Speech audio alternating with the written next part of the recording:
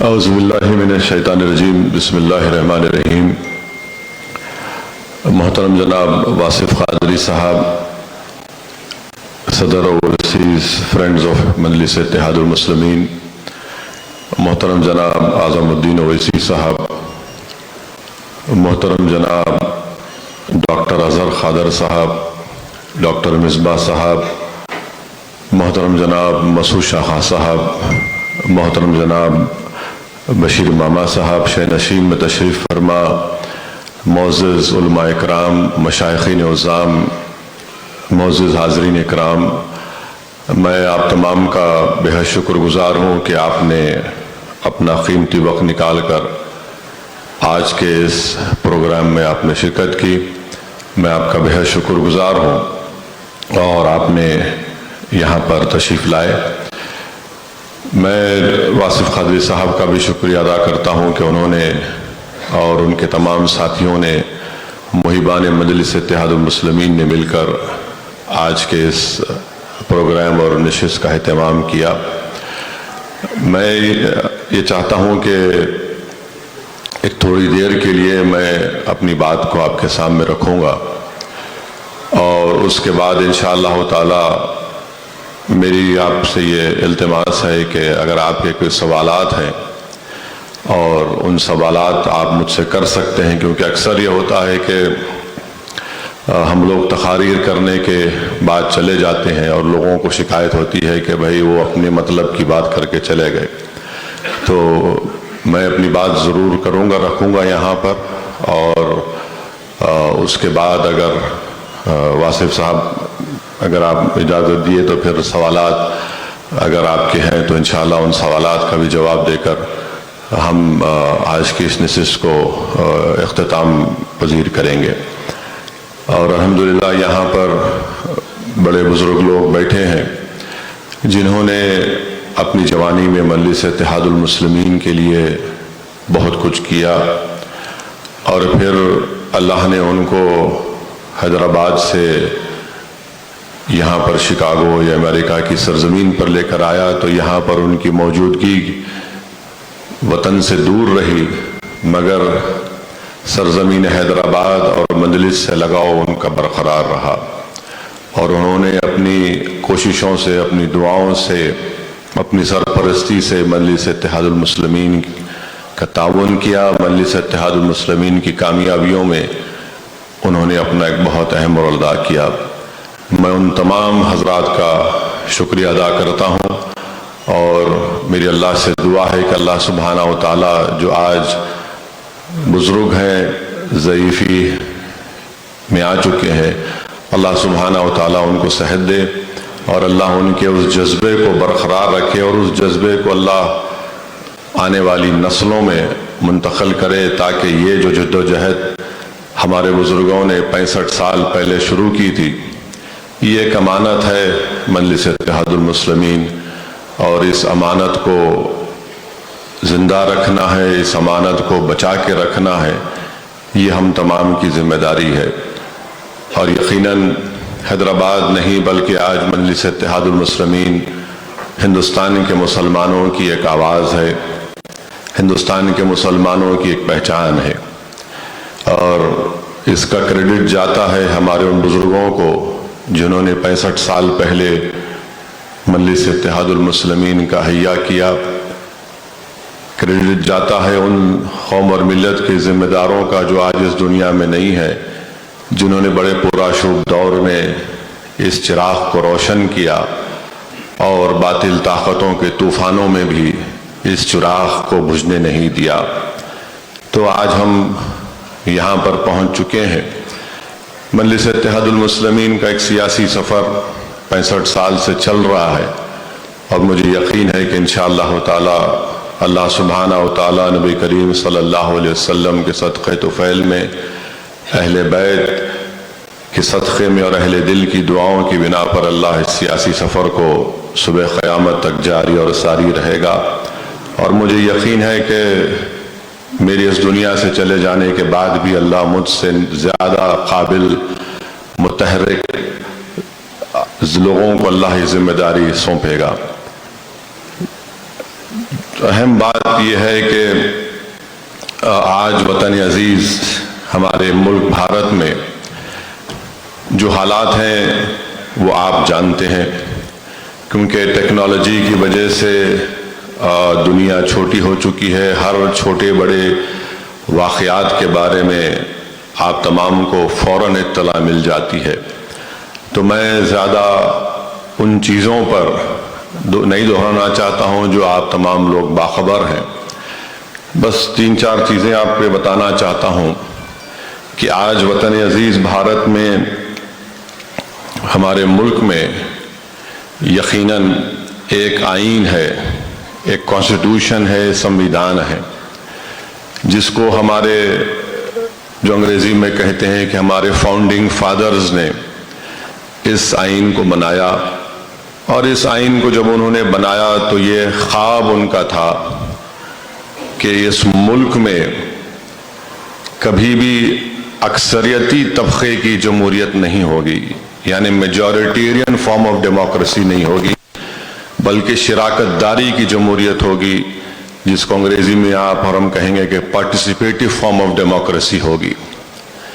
मगर जब पहला ही पार्लियामेंट का इलेक्शन हुआ, उससे लेकर अब तक यानी 2019 के लोकसभा के इंतखाबात में आप देखेंगे कि उस ज़माने से लेकर अब तक अक्सरियती तबके की यानी मेजॉरिटेरियन फॉर्म ऑफ डेमोक्रेसी की तरफ ही हम बढ़ रहे थे।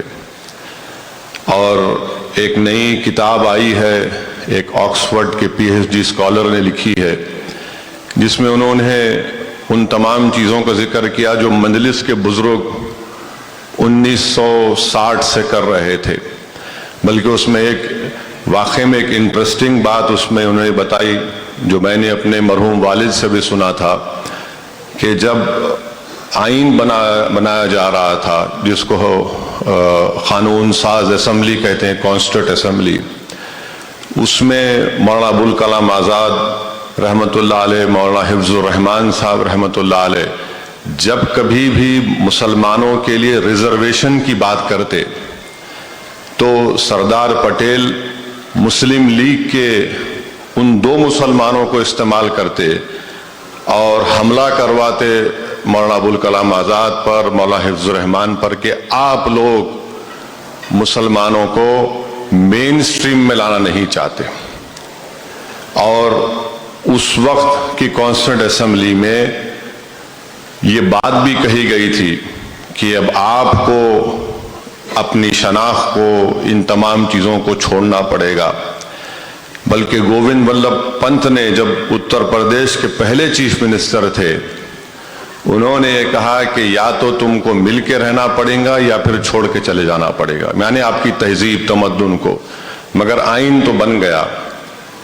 आइन में तमाम वो बातें लिखी गई जो इसके बरक्स थी। आइन ने कहा कि मुल्क का कोई मजहब नहीं होगा, मुल्क सबको एक तरीके से देखेगा।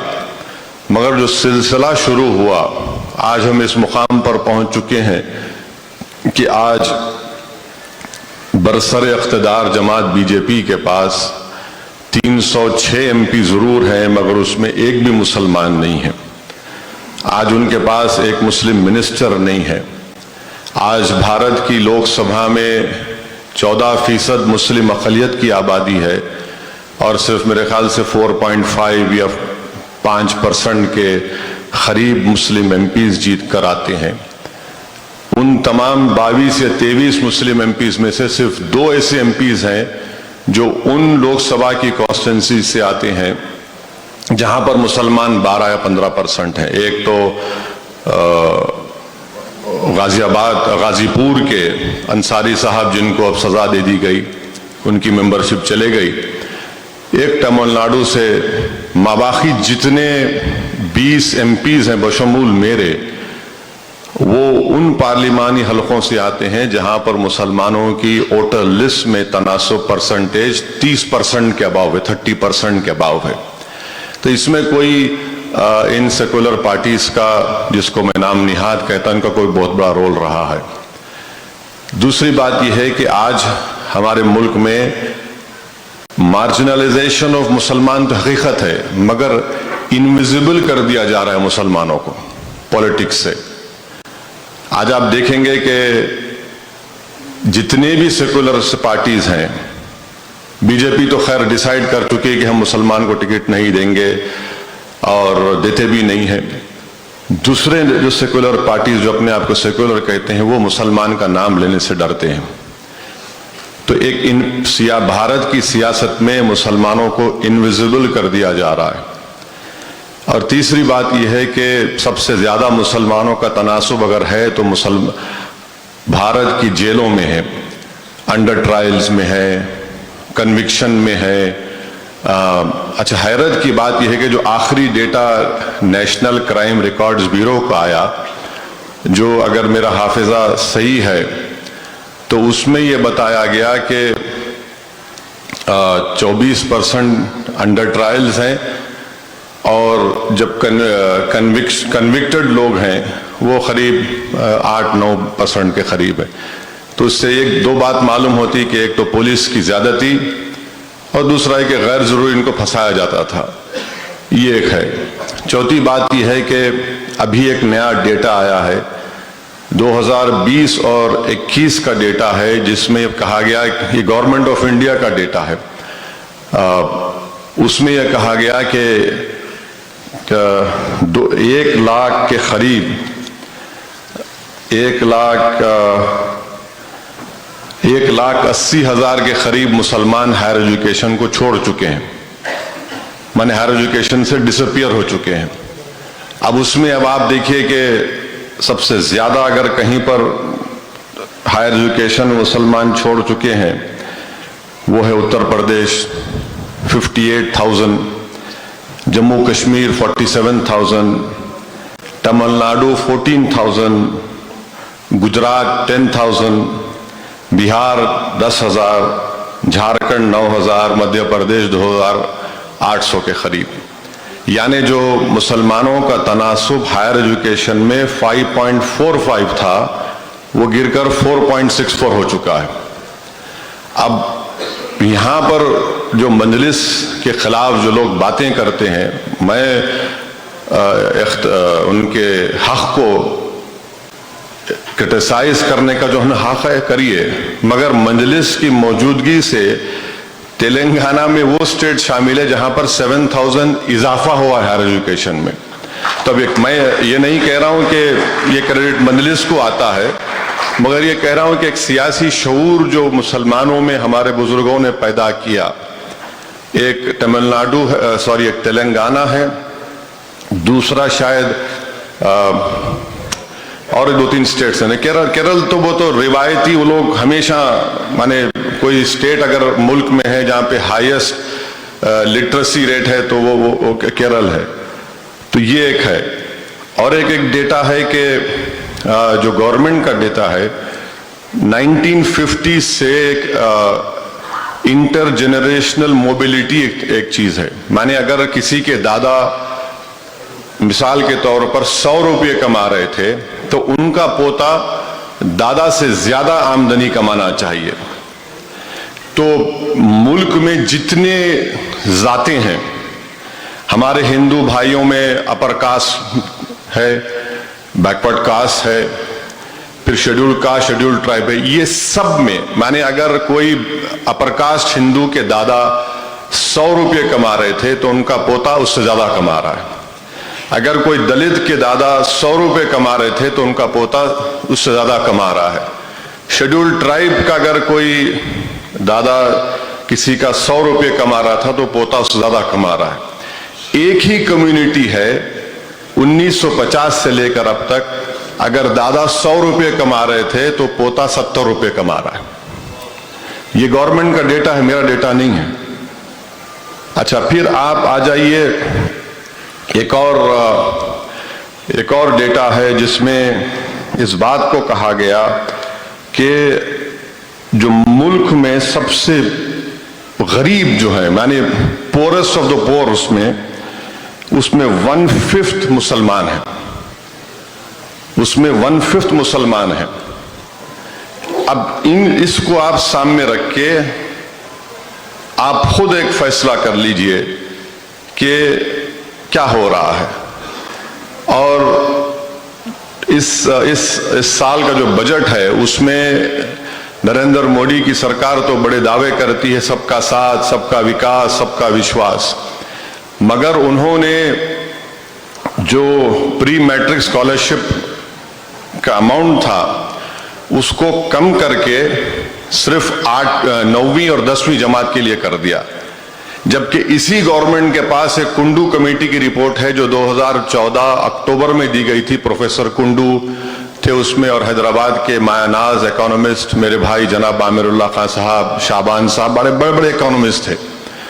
उन्होंने, अगर आप उस रिपोर्ट को नेट पर जाकर देखेंगे तो शायद पेज नंबर 226 या 250 के दरमियान में होगा कि उसमें उन्होंने चार्ट दिया कि biggest contributing factor of Muslim drop out rate, सबसे पहला लिखा गया कि फाइनेंशियल वेरवितौल नहीं है। उसके बाद लिखा गया कि हाँ, मुसलमानों में थोड़ा इंटरेस्ट नहीं है पढ़ाने का। अगर जो बिगेस्ट फाइंडिंग उसमें यह है कि मुसलमान के पास पैसे नहीं है अपने बच्चे को पढ़ाने के लिए, तो मोदी सरकार ने पैसे कम कर दिए और drop out rate elementary level पर होता है। आज आप हैदराबाद में भी जाकर देखिए, अब एकेडमिक ईयर शुरू हो चुका है, प्राइवेट स्कूल्स में पूरे बच्चे रहते, जैसा सितंबर अक्टूबर आता आप किसी प्राइवेट स्कूल से पूछ लीजिए, एडमिशन उनके पास गिरते, और गवर्नमेंट के स्कूल में फिर एडमिशन बढ़ते अक्टूबर नवंबर से। यानी लोग, मुसलमान में ख्वाहिश है पढ़ाने की, ये बार बार ये बोलते हैं इनको शौक नहीं है, सब झूठ है, ये इसका डेटा है, मगर पैसे नहीं है पढ़ाने के लिए, बेसिक एजुकेशन के लिए, तो ये तकालीफ हो रही हैं। गवर्नमेंट ने स्कॉलरशिप कम कर दिए। अब हायर एजुकेशन में आपने देखा कि 1,80,000 मुसलमान गैब हैं, तो इस गवर्नमेंट ने क्या किया कि जितनी फेलोशिप मिलती थी मौलाना अबुल कलाम आजाद के नाम से उसको बंद कर दिया।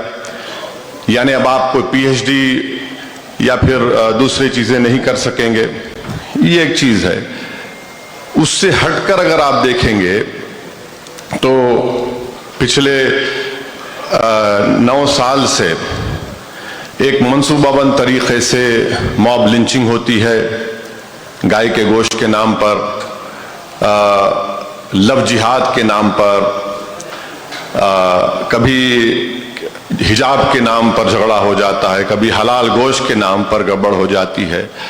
अब हद ये हो गई है कि उत्तरकाशी उत्तराखंड में परोला मुकाम है, वहां पर मुसलमान घरों पर एक एक्स मार्क लगा दिया गया है और लगाकर उनसे पोस्टर चिपका दिए गए कि जून 15 तक आप लोग इस इलाके को छोड़ के चले जाएंगे।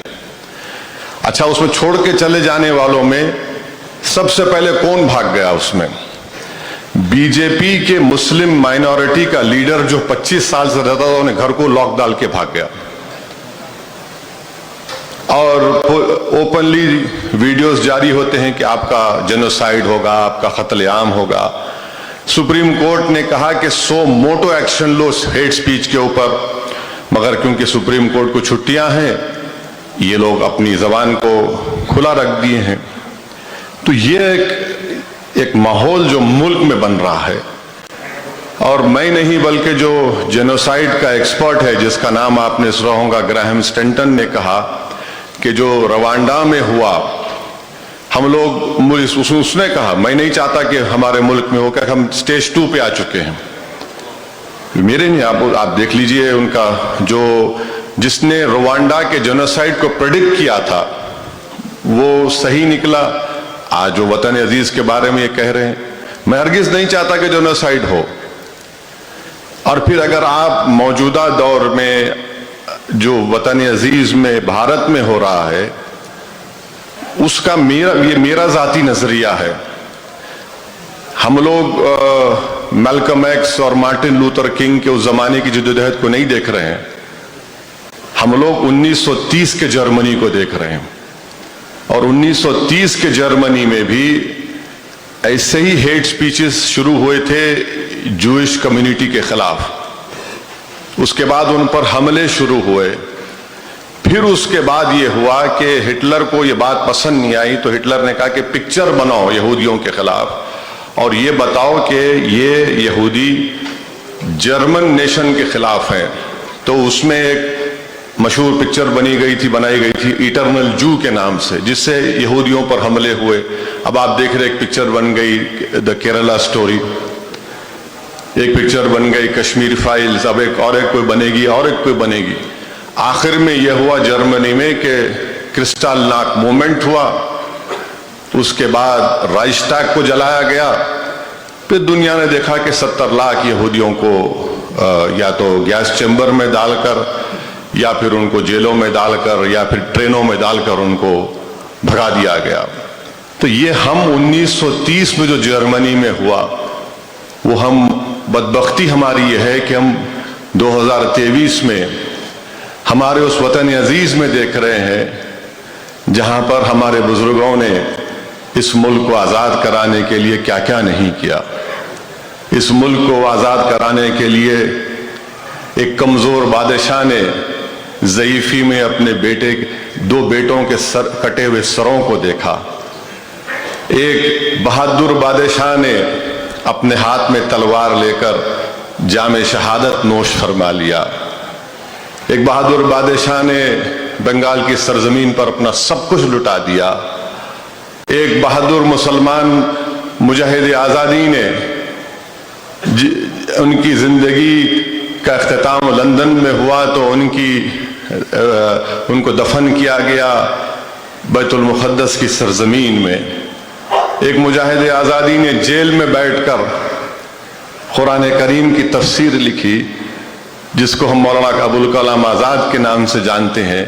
आज उनके ताल्लुक से दिल्ली यूनिवर्सिटी के पॉलिटिकल साइंस में उनके चैप्टर को निकाल दिया गया। आज उस वतन अजीज के लिए हमारे लोगों ने क्या क्या नहीं किया, मुसलमानों ने। आज उन्हीं के कुर्बानियों को ख़त्म किया जा रहा है और इस वतन को एक नया रुख दिया जा रहा है। तारीख को मिसमार किया जा रहा है कि भाई सल्तनत मुग़लिया का कोई रोल नहीं रहा। मुझे कोई मोहब्बत नहीं है सल्तनत मुग़लिया से, मगर तारीख का हिस्सा रहा है। भाई आप नहीं पढ़ाएंगे तो फिर लाल किला के नरेंद्र मोदी बनाए जो 15 अगस्त के दिन खड़े होकर झंडा लहराते हैं। ये समझ में नहीं आया मेरे को आज तक। आप हिस्ट्री निकाल देंगे, हिस्ट्री से ही निकाल देंगे, ठीक है। आप हिस्ट्री से निकालेंगे तो क्या पढ़ाएंगे, बच्चों को क्या बोलेंगे? जब बच्चा देखेगा लाल किला कौन बनाए, आप तो ये तो नहीं कह सकते ना कि एलियंस मार्स से आकर बनाकर चले गए। कुछ तो बोलना पड़ेगा। अगर टीपू सुल्तान की कोई फोटो उठाता है तो उस पर केस बुक हो जाता है। वो टीपू सुल्तान जिसने अंग्रेजों से अपने सामने अपना सर नहीं झुकाया और तलवार हाथ में थी जब टीपू जमीन पर गिरकर शहीद हो गए। और उसी टीपू सुल्तान को जब भारत का आईन बना 1950 में और 26 जनवरी 1950 को जब वो कॉन्स्टिट्यूशन पूरे मुल्क में नाफिद हुआ, तो नाफिद होने से पहले तमाम बुजुर्गों ने उस किताब पर साइन की। उस किताब में राम सीता की फोटो है, गुरु नानक की फोटो है, झांसी की रानी की फोटो है, गौतम बुद्ध की फोटो है, महावीर की फोटो है, उसमें टीपू सुल्तान की भी फोटो है। आज आप उसकी फोटो पे केस बुक कर रहे हैं। अगर कोई औरंगजेब की फोटो उठाया तो मुझसे किसी मीडिया के लोगों ने पूछा कि इस पर तबसरा करिए। मैंने बिल्कुल तबसरा करने तैयार हूं, मगर आप इसको ऑथेंटिकेट कर दो कि ये औरंगजेब की फोटो है। औरंगजेब को मर के 300 साल हो गए। 1850 40 तक फोटोज को मान सकते, मतलब एक फोटो औरंगजेब की है क्या? बोले नहीं वो औरंगजेब की हो सकती है। मतलब हो सकती है तो फिर मैं क्या करूं? माने 1990 में आप लोगों को याद होगा बाबरी मस्जिद का जब एजिटेशन चल रहा था तो उस वक्त गाली दी जाती थी मुसलमानों के बाबर की औलाद। अब माशाल्लाह ये लोग तरक्की करके औरंगजेब की औलाद पर आ चुके हैं। यानी बाबर से शुरू हुए तो अब औरंगजेब पे आ गए। अब शायद जब औरंगजेब से दिल भर जाएगा तो बोलेंगे टीपू की औलाद, और जब उससे दिल भर जाएगा तो क्या बोलेंगे नहीं मालूम। तो ये मुल्क में एक कॉम्पिटिटिव कम्युनलिज्म चल रहा है। मैं आपको कोई मायूस करना नहीं चाहता हूं। बहुत से लोगों को बड़ी उम्मीद है कि कांग्रेस पार्टी कुछ करेगी। हम भी उम्मीद करते, करो आप, हम नहीं रोकना चाह रहे आपको, मगर आप ये बताओ कि अगर आपका मुकाबला ये होगा कि मोदी से बड़ा हिंदुत्व आइडियोलॉजी का लीडर मैं हूं, तो फिर लोग जाहिर है ओरिजिनल को पसंद करते, क्लोन को पसंद नहीं करते। बल्कि उनको क्लोन भी नहीं कहना चाहिए, उनको क्लाउन कहना चाहिए। तो लोग ओरिजिनल को पसंद करेंगे। जहर का मुकाबला जहर से आप करेंगे तो सब मर जाएंगे। अंधेरा का मुकाबला अंधेरे से करेंगे तो हमेशा के लिए अंधेरा हो जाएगा। आप जुल्म का मुकाबला कैसे करेंगे? आप बताएंगे कि नहीं मैं भी बड़ा वैसा रहूंगा। तो ये हालात हैं। और हम तो कोशिश कर रहे हैं। मैं तो ये कोशिश, मेरी हमेशा हमारी पार्टी कोशिश यही रही कि भाई मुसलमानों की एक सियासी क़यादत बने, मुसलमानों का पॉलिटिकल रिप्रेजेंटेशन बढ़ेगा तो मुसलमान अपनी बात कर सकेंगे।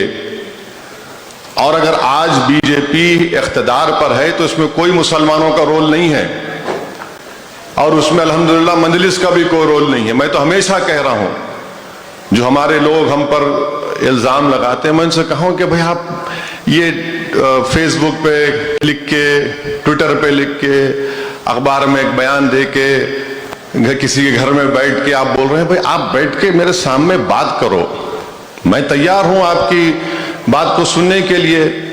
आप वो भी करना नहीं चाहते। 2014 में नरेंद्र मोदी को एक दिल्ली में बड़ी मशहूर ऑर्गेनाइजेशन है CSDS, centre for social studies, centre for social and development studies, वो वाहिद ऑर्गेनाइजेशन है जिसने ये कंक्लूजन तज्जिया किया कि 31% 31% मोदी को वोट मिला 14 में। उसमें सब हिंदुओं में जितने कास्ट हैं, दलित के जितने बरादरियां हैं और मुसलमान, तो उसमें यह कहा गया कि 6% मुसलमानों ने 2014 में वोट दिया। 2019 में नरेंद्र मोदी का वोट बढ़ गया 37%, मगर उसमें जो मुसलमान का जो वोट था वो 14 से 19 में 1% नहीं बढ़ा, वो 6% ही है। दूसरों का वोट बढ़ गया। अब इस पर कोई बात नहीं करता। मैं यही तो कह रहा हूं कि बीजेपी को हराना, तो हम तो वोट दे रहे खिलाफ में, मगर आप नहीं दे रहे। आप दीजिए। तो 31 से 37% इंक्रीज हुआ है। अब 2024 के इंतखाबात हैं, मेरे को नहीं मालूम कि क्या हालात पैदा होंगे, कैसा होगा, मगर ये हकीकत है। और मेजॉरिटेरियन फॉर्म ऑफ कम्युनलिज्म अपने उरूज पर है, और उसकी मिसाल आपके सामने यह है कि नई पार्लियामेंट की बिल्डिंग का इफ्तिताह हुआ।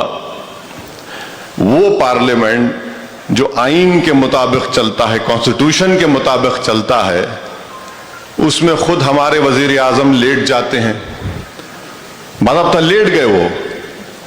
अच्छा, वो ठीक है। अंदर लोकसभा के प्रेमाइसिस में जब दाखिल होते हैं, लोकसभा के फ्लोर में, आप सिर्फ एक ही मजहब के रहनुमाओं को लेकर जाते हैं। अब क्या पैगाम दे रहे हैं बताइए आप।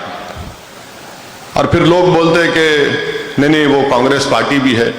तो मध्य प्रदेश में कांग्रेस पार्टी ने तय किया कि हम अपने मजहबी फेस्टिवल्स को मनाएंगे। अब मजहबी फेस्टिवल्स मजलिस भी मनाती, मगर एक प्रोग्राम के तहत हम मनाएंगे, वो आप कर रहे हैं। कांग्रेस पार्टी तेलंगाना में बोलती है अगर हमको इख्तिदार मिला तो हम 100 असेंबली हलके में 10 करोड़ की लागत से एक राम मंदिर बनाएंगे। आप कहां आइडियोलॉजी पे मुकाबला कर रहे हैं बीजेपी से? आप बीजेपी से आइडियोलॉजी पे मुकाबला करिए, उनको हराइए। आप बताइए कि ये हालात हैं। अच्छा, एक और डेटा है जिसका मैं बोलकर अपनी बात को खत्म कर देता हूं, ताकि आपके कुछ सवालात हैं तो ये है गवर्नमेंट का, सेंट्रल गवर्नमेंट का एक PLF डेटा है, ये ऑथेंटिक डेटा है 2020 का, जो ये कहता है कि रेगुलर जॉब्स में 15% मुसलमान हैं और नॉन मुस्लिम 24% है। अच्छा, इसमें आप देखिए कि एवरेज अर्निंग जो नॉन मुस्लिम्स की अर्बन एरिया में है पर मंथ वो 20,340 रुपये और मुसलमान की 13,672। ये डिस्क्रिमिनेशन है, नहीं है तो क्या है बताइए आप। और फिर उसके बाद सेल्फ एम्प्लॉयड में मुसलमान नॉन मुस्लिम जो है वो 15,878 इनकम है उनकी सेल्फ एम्प्लॉयमेंट, मुसलमानों की 11,421। ज्यादा डिफरेंस नहीं है, सिर्फ 4,000 रुपए का है सेल्फ एम्प्लॉयड में। मगर जो लोग रेगुलर जॉब्स में हैं उसके बारे में आप कुछ नहीं करते। कैजुअल वेजेस में आप देख लीजिए, कैजुअल वेजेस में मुसलमान और गैर मुस्लिम बराबर है, 8,770 और 8,600 के करीब हमारे हिंदू भाई कमाते हैं। जबकि आर्टिकल 39 है हमारे पास, आर्टिकल 39 ये बातें कर रहा है, इस पर कोई बात ही नहीं होती है। तो ये तमाम चीजें हैं और मजलिस कोशिश कर रही है और करती रहेगी। हमारा इरादा है कि हम 2024 में भी इंशाअल्लाह ताला लोकसभा का इलेक्शन लड़ेंगे। हमारी ख्वाहिश ये है, हमारी बुजुर्गों ने हमको सिखाया है, हमारी पार्टी की सोच ये है कि हमारे MP जीत कर आए।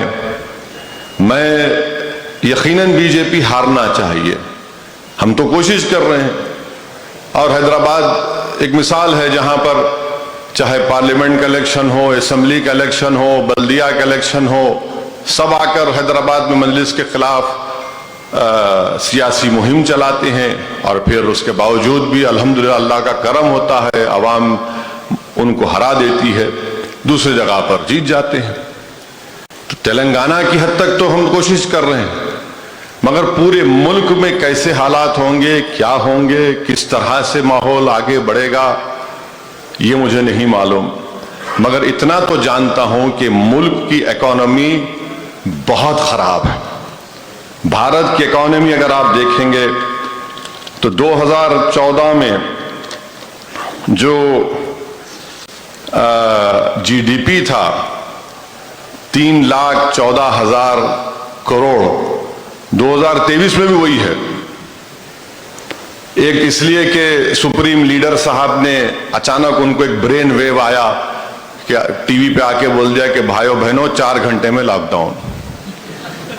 अब आप बताइए कि 130 करोड़ का मुल्क है और आप 4 घंटे का टाइम दे रहे हैं उन लोगों को।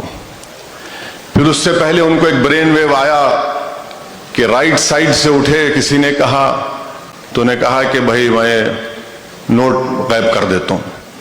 नोट गायब कर दिए, उसमें GDP गिर गया पूरा। जितने स्मॉल स्केल इंडस्ट्रीज से पूरे बर्बाद हो गए, अभी तक नहीं उठे। तो ये 2 ऐसे इक़दाम उन्होंने किए जिससे आज पूरा मुल्क परेशान है। इतनी सबसे ज्यादा अगर नौजवान पूरी दुनिया में बेरोजगार है तो भारत में है, इंडिया में है। और इस वतन अजीज में 50% आबादी 28 साल से कम उम्र लोगों की है। ये एक डेमोग्राफिक डिविडेंड है जो किसी मुल्क में नहीं है। अगर इसको इस्तेमाल करते हैं लोग तो यकीनन इंडिया एक थ्राइविंग डेमोक्रेसी के साथ साथ एक बेहतरीन ताकतवर मुल्क बन सकता है। ये डेमोग्राफिक डिविडेंड हमेशा लास्ट नहीं करेगा, ये 2040 तक रहेगा। उसके बाद फिर ये एजिंग पॉपुलेशन शुरू हो जाएगा। फिर इसके ऊपर से आप मुसलमानों पर इल्जाम लगाते कि इन्होंने बहुत बच्चे पैदा करते। अरे इसका डेटा बताओ। जो टोटल फर्टिलिटी रेट है मुसलमानों का वो बहुत गिरा है, 4.9 से मेरे ख्याल से अब 3.9 या 4 तक आ चुका है। सबसे ज्यादा गिरा है TFR रेट। उसमें बात नहीं करने में बच्चे बहुत पैदा कर रहे हैं। कहां पैदा कर रहे भाई, आप डेटा तो दो। अब बोलते नहीं आप लोग बहुत शादी करते, महिला वो भी डेटा दो। जो लास्ट सर्वे हुआ था उसमें हमारे हिंदू भाइयों में और मुसलमानों में ज्यादा फर्क नहीं था दूसरी बीवी का। डेटा बोल रहा है ज्यादा फर्क नहीं था। अब चौथी बात बोलते कि नहीं नहीं अब इससे हम यूनिफॉर्म सिविल कोड लेकर आएंगे। अरे यूनिफॉर्म सिविल कोड किस बुनियाद पर लाएंगे आप? किस बुनियाद पर लाएंगे? नहीं, आपके पास जो है औरतों को हुकूक नहीं मिलते, आपके पास औरतों को ये नहीं मिलता। अब जब हम सवाल करते हैं कि भाई आप बताओ दया भागा स्कूल ऑफ थॉट होगा या मिताक्षरा स्कूल ऑफ थॉट होगा, फिर हम जब सवाल करते कि विल पावर अगर आप खत्म करेंगे क्या? विल पावर खत्म नहीं कर सकते, मगर इस्लाम में कोई विल के जरिए अपनी पूरी जायदाद अपनी एक औलाद को नहीं दे सकता। मेरे ख्याल से 1/3 है, उलमाए कराम मौजूद है, वो मुझे करेक्ट कर सकते। वो विल पावर आप खत्म नहीं करना चाहेंगे। मकसद क्या है कि मुसलमानों को उनकी तहजीब से, उनके तमद्दुन से, उनके मजहब से उनका रिश्ता खत्म कर दो। और ये बार बार जो आरएसएस की तरफ से बोला जाता है कि मुसलमान यहां पर थे, अभी उनका रिसेंट स्टेटमेंट आया आरएसएस के चीफ का कि इस्लाम जो है वहां पर गया, खत्म हो गया, मगर कहीं पर सेफ है तो इंडिया में है। यानी आप कौन होते हैं सेफ बोलने वाले? ये तो कॉन्स्टिट्यूशन है, कॉन्स्टिट्यूशन है तो हम सेफ है। और फिर आप कौन होते कि इन्वेडर्स बोलते हैं मुसलमानों को? अगर इन्वेडर्स हैं तो आर्यन इन्वेडर्स हैं। इस मुल्क में अगर ये इंडिया किसी का है तो ट्राइबल्स का है। एंथ्रोपोलॉजिस्ट ने प्रूफ किया है ये ट्राइबल्स का है और द्रविडियंस का है। खुद तिलक जितने बड़े लीडर हैं उन्होंने कहा कि हम ब्राह्मण लोग जो है आर्टिक से आए थे, आर्टिक से, ऑन रिकॉर्ड उन्होंने कहा। आप इन्वेडर बोलते, पर इन्वेडर तो सब बन चुके हैं। अब आरएसएस बीजेपी औरंगजेब जिम्मेदार है, अकबर जिम्मेदार है, बाबर जिम्मेदार है। अरे भाई आप कहां जा रहे हैं? और अगर वो जिम्मेदार है तो मैं कैसे जिम्मेदार हूं? हमारा उनसे क्या ताल्लुक है? जब आजादी की लड़ाई लड़ी जा रही थी तो उस वक्त सब बातें नहीं की गई थी, मगर आजादी का अमृत उत्सव भी मनाएंगे और फिर इन तमाम चीजों को वो भी कर देंगे। और आपको जान के हैरत होंगी कि हमारे वजीर आजम साहब ने बंबई में एक बहुत बड़े अस्पताल की इनॉग्रेशन में कहा कि प्लास्टिक सर्जरी और स्टेम सेल रिसर्च 5000 साल पहले भारत में आ चुका था। नहीं मालूम था मेरे को। 5000 years ago प्लास्टिक सर्जरी और स्टेम सेल रिसर्च 5000 years पहले आ चुका था। और कोविड में लाशें गंगा में बह रही थी, नहीं मालूम था। नहीं, रोज एक नया इंकशाफ होता है, रोज एक नई नई बातें होती हैं। तो ये स्टेट ऑफ अफेयर्स है। तो मैं इसी पर अपनी बात को मुकम्मल करता हूं। अगर आपके पास कोई सवालात हैं, मैं बखूबी बड़ी खुशी के साथ उन सवालात का जवाब देने के लिए खड़ा हूं। और आपसे मैं यही गुजारिश करूंगा कि जो सवाल करेंगे आप सवाल करिए, अच्छा होगा। तबसरा करना शुरू करेंगे तो फिर सवालात का जवाब कम देना पड़ेगा। शुक्रिया बहुत बहुत। आखिर दावान अल्हम्दुलिल्लाह रब्बिल आलमीन। अस्सलाम वालेकुम रहमतुल्लाहि व बरकातुहू। मेरा नाम मोहम्मद शाहिद इकबाल, रेड हिल्स लकड़ी का पुल। कोई ज़माने में आपका सरगर्म कारकुन लाल टेकरी हुआ करता था। अच्छे मोटे हो गए आप माशाअल्लाह। शुक्रिया सर। लाल टिकरी में खूब चलते थे आप। बेहद शुक्रिया असद भाई। थैंक यू, अल्लाह अच्छा रखे आपको। असद भाई बेहद शुक्रिया, आपने अपना कीमती वक्त निकाल के यहाँ पे आए। वासिफुल्लाह कादरी साहब बेहद शुक्रिया, आपने इस गैदरिंग को जमा माइक खरीद करके बोलिए। असद भाई सवाल ये है, जिस तरह करंट हुकूमत में माइनॉरिटीज को मार्जिनलाइज किया जा रहा है और मीडिया की खरीदो फरोख्त हो रही है, आप क्या देखते हैं 2024 के इलेक्शन में एक कोलिशन बनेगा अपोजिशन का? देखिए, मैं आपको आप तमाम से ये कहूँगा कि एक नई किताब आई है, एक प्रोफेसर हैं Vinayak Chaturvedi, university of California के प्रोफेसर हैं, उन्होंने सावरकर के ऊपर एक किताब लिखी है। तो उस किताब में प्रोफेसर विनायक चतुर्वेदी ने सावरकर का जो प्रपोज सोल्यूशन है या जो कंक्लूजन है, उसमें उन्होंने सावरकर को कोट किया कि मैं अंग्रेजी में पढ़ता हूं कि सावरकर ने कहा, जिसको professor Vinayak Chaturvedi university of California ने लिखा कि Hindus have not only existed in the state of war as in the past, but they also needed to embrace permanent war as part of their future for Hindus to understand themselves as Hindus through an act of violence. और इनको,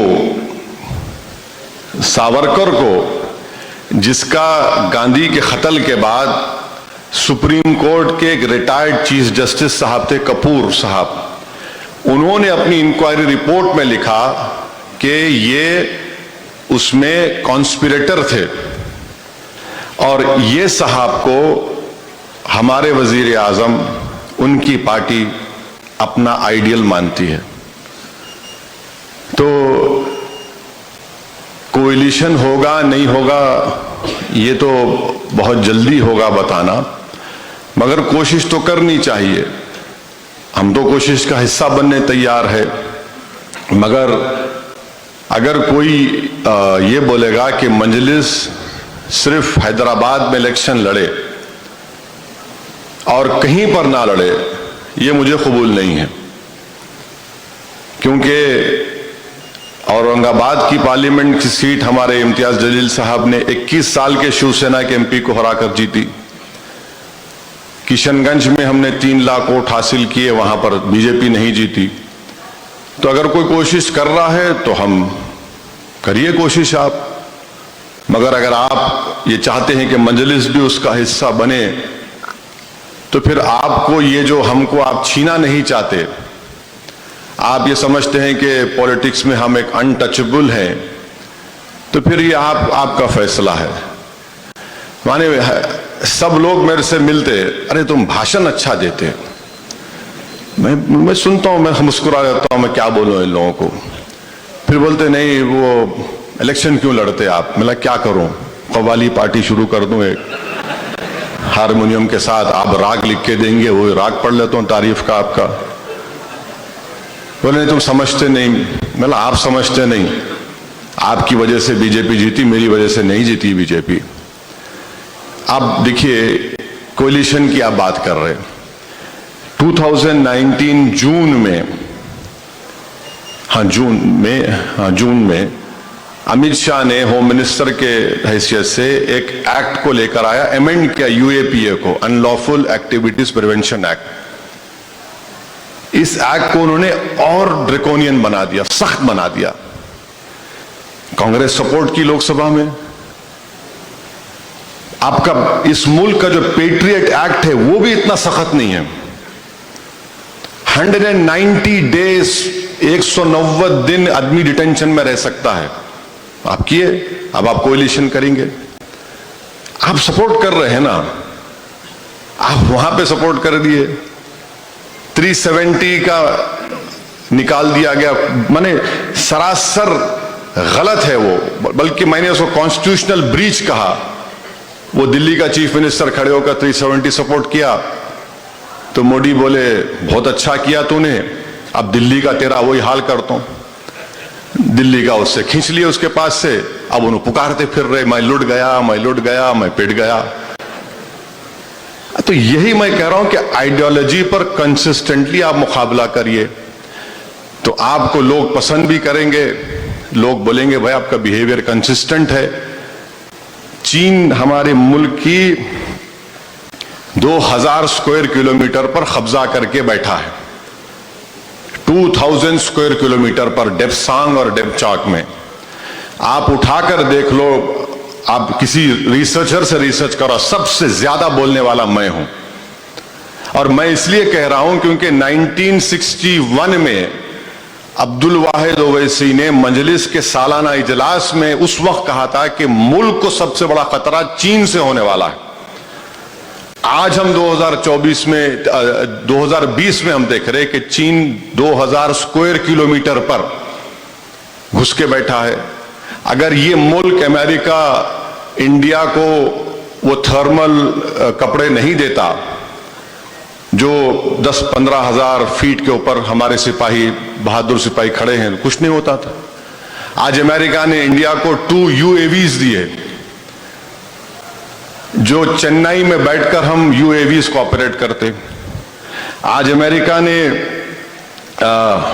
अरुणाचल प्रदेश में China की फौज 10,000 kilometre feet नीचे से ऊपर आ रही थी, इन्होंने अपने सैटेलाइट इमेजेस दिए तो आप लोग जाके रोक सके। तो कोएलिशन किस पे होगा भाई? आप कोएलिशन का कुछ तो कॉमन ग्राउंड बनाइए। अगर आप कोएलिशन बनाएंगे कि नहीं इनको ही हराना हमारा मकसद है तो मुश्किल है। आपका कोएलिशन ये होना चाहिए कि आइडियोलॉजी, हम उस आइडियोलॉजी को गालिब करेंगे जो हमारे बुजुर्गों ने देखा था, उस आइडियोलॉजी को कामयाब करेंगे जिसमें मजहब का कोई रोल नहीं होगा गवर्नमेंट में। यह होना चाहिए आइडियोलॉजी। ये होनी चाहिए कि जो लोग इस मुल्क की जमहूरी इंस्टीट्यूशंस को कमजोर कर रहे हैं उनको हम मजबूत करेंगे। आप उस पर बात ही नहीं करते। राम मंदिर का जजमेंट एक साहब दिए, रिटायरमेंट हुआ, उनको आप MP बना दिए। पहले भी हुआ, ऐसा नहीं है कि अभी हुआ मगर तो ये चीजें हैं। तो इस पर अगर coalition is formed on the basis of ideology बराबर होगा, मगर अगर कोएलिशन होगा कि नहीं इनको हटा के हम इनसे बड़े हिंदुत्व के लीडर हैं तो फिर मुश्किल होगा।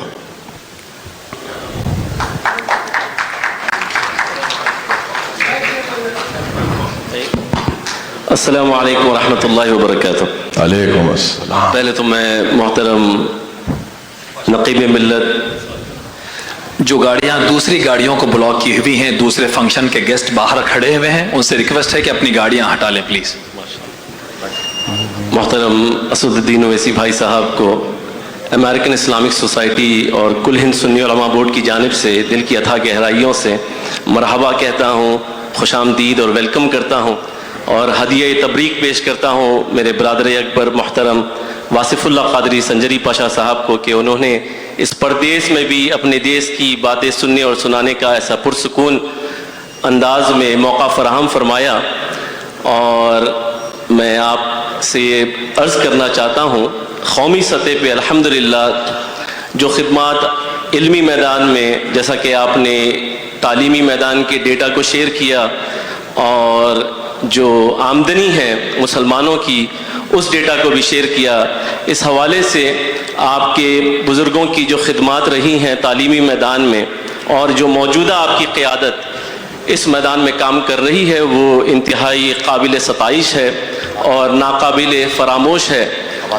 मैं अर्ज़ ये करना चाहता हूँ कि आपकी क़ियादत को कौमी सतह पे, मजमूई तौर पे, मुत्तहिदा तौर पे कौमी सतह पे आपकी क़ियादत को किस तरीक़े से मजबूत किया जाए ताकि ये जो तालीमी पसमानदगी और जो आमदनी और जो आज के मौजूदा हालात में तुज्जार जो परेशान हैं कि जितने मुस्लिम बिजनेसमैन के इंडस्ट्रीज़ थे वो आज बंद हुए जा रहे हैं, चूँकि जो बरादरान वतन गैर मुस्लिम बरादरान वतन हैं उनको कम्यूनल फीलिंग्स की वजह से ऑर्डर्स नहीं दे रहे हैं और एक बड़ी तादाद है जो माइग्रेट कर रही है इस खौफ के साथ कि हमारे आने वाली औलाद का मुस्तकबिल क्या होगा। तो कौमी सतह पे आपको किस तरीके से आपकी क़ियादत को मजबूत किया जा सकता है? साहब मैं आपको इजाज़त दीजिए, मैं बोलना चाह रहा हूँ। मैं आपसे ये नहीं कह रहा हूँ कि मेरे को मजबूत करिए, मैं ये कह रहा हूँ कि मुल्क को मजबूत करिए, मुल्क में बसने वाले कमज़ोरों को मजबूत करना है। ये मेरी ज़ाती लड़ाई नहीं है। मैं जो काम कर रहा हूँ वो अपनी अना के लिए नहीं कर रहा हूँ। यकीनन आप जो तमाम बातें आपने कही बिल्कुल सही है, मगर इसका यह है कि मैं बार बार कहता हूं कि अगर आप मंजलिस को आप कबूल नहीं करते तो किसी और को कबूल करिए। बल्कि मैं तो ये भी कहूँ कि जो मस्जिदों में बैठकर हमारे उलमाए कराम बोलते हैं कि भाई सेकुलरिज्म को जिंदा रखो, मैं कई मरतबा जाकर उन बुजुर्गों से बड़े अदब के साथ उनसे अर्ज किया हूं कि हजरत आप इलेक्शन लड़ लीजिए ना, आप इलेक्शन लड़िए, हम साथ देंगे आपका। अगर आप बोलेंगे नहीं सेकुलरिज्म जिंदा रखो तो सेकुलरिज्म कहां है बताइए हमको। आप कौन से सेकुलरिज्म की बात कर रहे हैं? कहां है सेकुलरिज्म? आइन में है, मगर क्या वो पॉलिटिकल सेकुलरिज्म में नहीं है। तो और ये जिम्मेदारी जो भारत की जमहूरियत को या सेकुलरिज्म को बचाने की जो बात है, पॉलिटिकल सेकुलरिज्म मर चुका है, पॉलिटिकल सेकुलरिज्म का एक जनाजा है। अगर आप बोलेंगे नहीं नहीं भाई आप ही जिंदा है, उठा के लेके चलो, मैं नहीं मानता उसको। आपका कहां है, आपका कन्विक्शन कहां है, आपका खड़े कहां रहते हैं आप? मगर मुसलमान के जो जिम्मेदार लोग हैं उनको ये बात समझनी चाहिए कि वो पॉलिटिकल सेकुलरिज्म के लिए कहां तक आप जाएंगे। आप कॉन्स्टिट्यूशनल सेकुलरिज्म के लिए लड़ाई लड़िए, वो जरूर होगा। तो वो हो ही नहीं रहा है। तो ये बड़ी परेशानी की बात है कि आप ऐलान कर देते, उसके बाद फिर आप बोलते नतीजा नहीं निकलता। मैं यूपी इलेक्शन की मिसाल दे रहा हूं। मैं सबसे मिला यूपी इलेक्शन में, मैं हिंदुस्तान के बहुत बड़े हजरत मौलाना है, मेरे पास 2 लोगों को भिजाए, 2 मुफ्तियों को, बोले कि आप हजरत का पैगाम लाए। मेरा सर आंखों पे हुक्म करिए। बोले नहीं हजरत ये फरमा रहे कि आप इलेक्शन मत लड़िए। मैं बोला बहुत मुश्किल है। बोले क्यों? बोला मैं आधे समंदर में पहुंच चुका हूं, अब वापिस पलट के कहां से आऊंगा मैं? तो बोले क्या हो सकता है? बोला आप मेरा अलायंस करा दो समाजवादी पार्टी से। तो बोले बड़ी अच्छी बात है, कितनी सीट होना? बोला 10 होना। उत्तर प्रदेश में 400 असेंबली, बोला 10 दीजिए, और वो 10 वहां से दीजिए जहां पर समाजवादी का कोई एमएलए ना हो, या फिर आप सेकंड नंबर पे वहां पर, मैं 10 दे दो मेरे को आप। बड़ी माकूल बात है। जाके हजरत को बताए। मैं पूछा भाई क्या बात हुई? बोले हजरत बड़े खुश हुए आपसे। मैंने खुश तो हुए मगर मेरे दिल को भी खुश कर दो आप कुछ बोल के। तो बोले हम आपको बताएंगे। बताई नहीं। और मैं उनको बोला देखो मैं आपको बता रहा हूं, आप बीजेपी को नहीं रोक पाएंगे, उत्तर प्रदेश बीजेपी जीत रही है। तो मुस्कुराए मुझ पर। मैं बाद में पूछा, मैंने क्यों मुस्कुरा रहे आप? बोले नहीं असद साहब आप अभी उतना तजुर्बा हासिल नहीं करे। बोला बिल्कुल सही है, कौन दावा कर रहा है कि मैं अरस्तुए सियासत हूं? मुझे थोड़ा बहुत अंदाजा है। जीत रही है बीजेपी, आप अपनी लीडरशिप को बनाइए। बोले नहीं आया, कोई जवाब नहीं आया। अच्छा इलेक्शन हो गए, उन तमाम हजरात ने ऐलान किया मस्जिद 2 समाजवादी को दो। क्या हुआ? वो इलेक्शन खत्म हो गया, कौन जिम्मेदार? असदुद्दीन ओवैसी जिम्मेदार। अरे मैं फोन करके बोला भाई कम से कम आप तो मत बोलिए, आप तो मेरे से बात करने आए थे। बोले नहीं बड़ी शर्मिंदगी हो गई। अच्छा 2019 के लोकसभा के चुनाव में एक बहुत बड़े फिल्म प्रोड्यूसर है बंबई के, मैं इलेक्शन कैंपेन में था तालाब कट्टे में या कहीं पर। तो बोले भाई बहुत जरूरी बात करना है, आप जरा फोन बात कर। मैं किसी घर में गया, बोला बोलिए। बोले असद भाई लोग ये बोल रहे हैं कि आपके लड़ने से बीजेपी जीत रही है। तो मैंने कहा, उनका नाम लेकर कहा कि भाई साहब आप स्पीकर फोन खोलिए, आपके अतराफ में 2-3 मुसलमान तो जरूर बैठे होंगे। बोले हाँ बैठे हैं। बोला खोलिए। फोन खोल दिए। उसके बाद में बोला इन तमाम से कहिए कि वजू कर लीजिए, 2 रकात नफिल नमाज पढ़ लीजिए और अल्लाह से दुआ करिए कि अगर असदुद्दीन ओवैसी मिला हुआ है तो अल्लाह उसको बर्बाद कर दे, और अगर झूठ बोल रहा है तो ये बर्बाद हो जाए। अगर इनमें इतना भी हिम्मत नहीं है तो चलिए काबतुल्लाह में चल के खड़े रह के आप बोल दीजिए बात। अगर वो नहीं तो रसूलुल्लाह सल्लल्लाहु अलैहि वसल्लम के रोजे मुबारक में चल के बोलिए। तो फौरन वो प्रोड्यूसर साहब फौरन उठा लिया, अरे भाई आप क्या कह रहे हैं, लोग तो परेशान हो रहे हैं। बोला परेशान क्यों हो रहे हैं? बोला मैं 3 सीट लड़ रहा हूं। चलिए 3 सीट का कौन सौदा करता मेरे से? तो नहीं आपकी तकरीर से इंपैक्ट पड़ता है। मिला हमारे अब्बा हमारे बुजुर्ग हमारे को जबान छोड़कर गए। अगर आप जबान ही काटना चाह रहे बोल तो फिर हम खबर में सो जाएंगे जाके। तो ये इस तरह की बातें होती हैं। नहीं इलेक्शन मत लड़िए, वो मत करिए। लड़ाई ये हो रही है कि कैसे इस मुल्क के आइन को बचाया जाए, कैसे इस नफरत को खत्म किया जाए।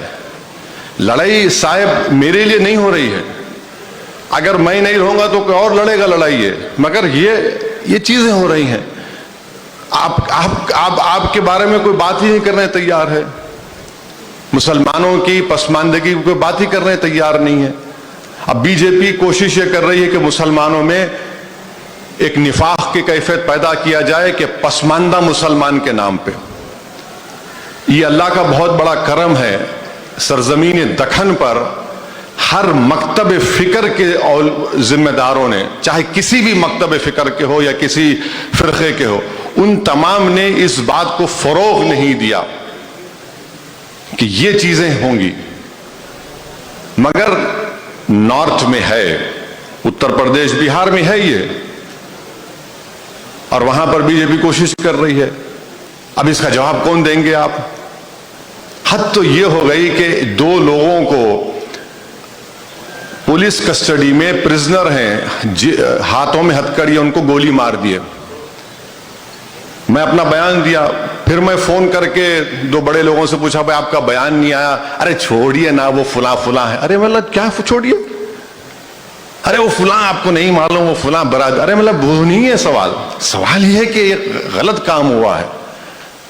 तो ये चीजों पर हमको गौर करना है, और नजरअंदाज करते जाते लोग। मगर अदब का मतलब ये नहीं है कि आप मेरी गलती को बर्दाश्त कर लेंगे।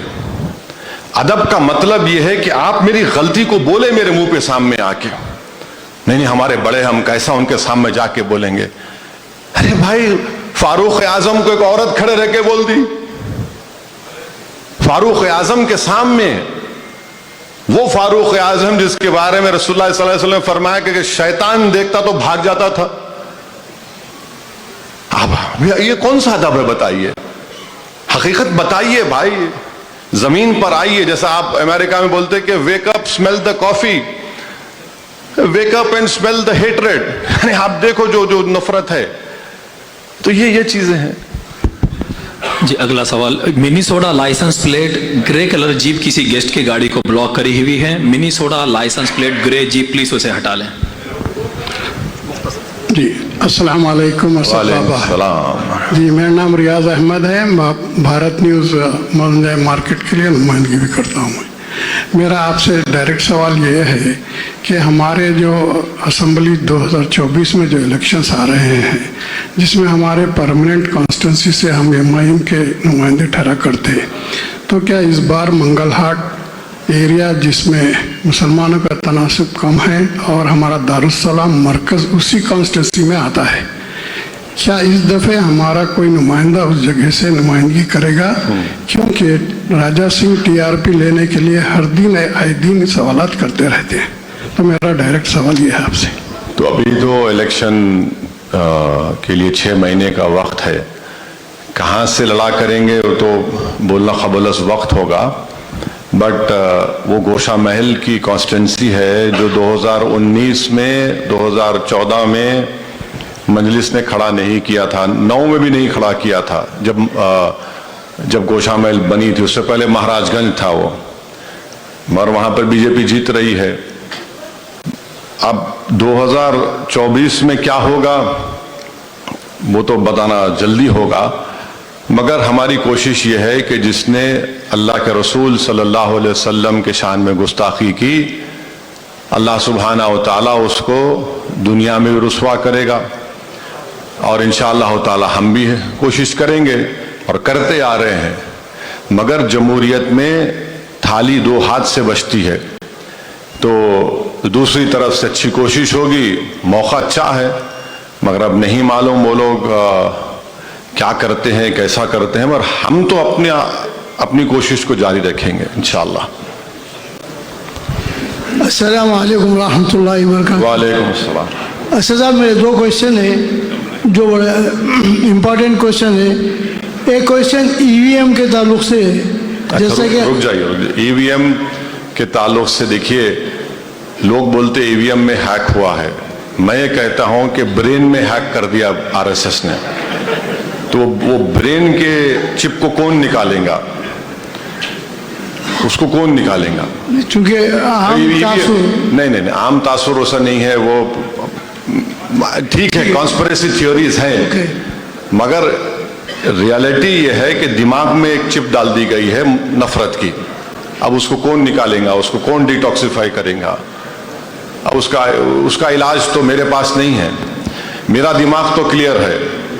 मेरे कुछ आईटी एक्सपर्ट्स हैं यहाँ, हाँ, तो यूएस में, नहीं, वो कहते हैं कि it is possible. It is possible है तो फिर प्रूफ करके दिखा दीजिए, हम तैयार हैं।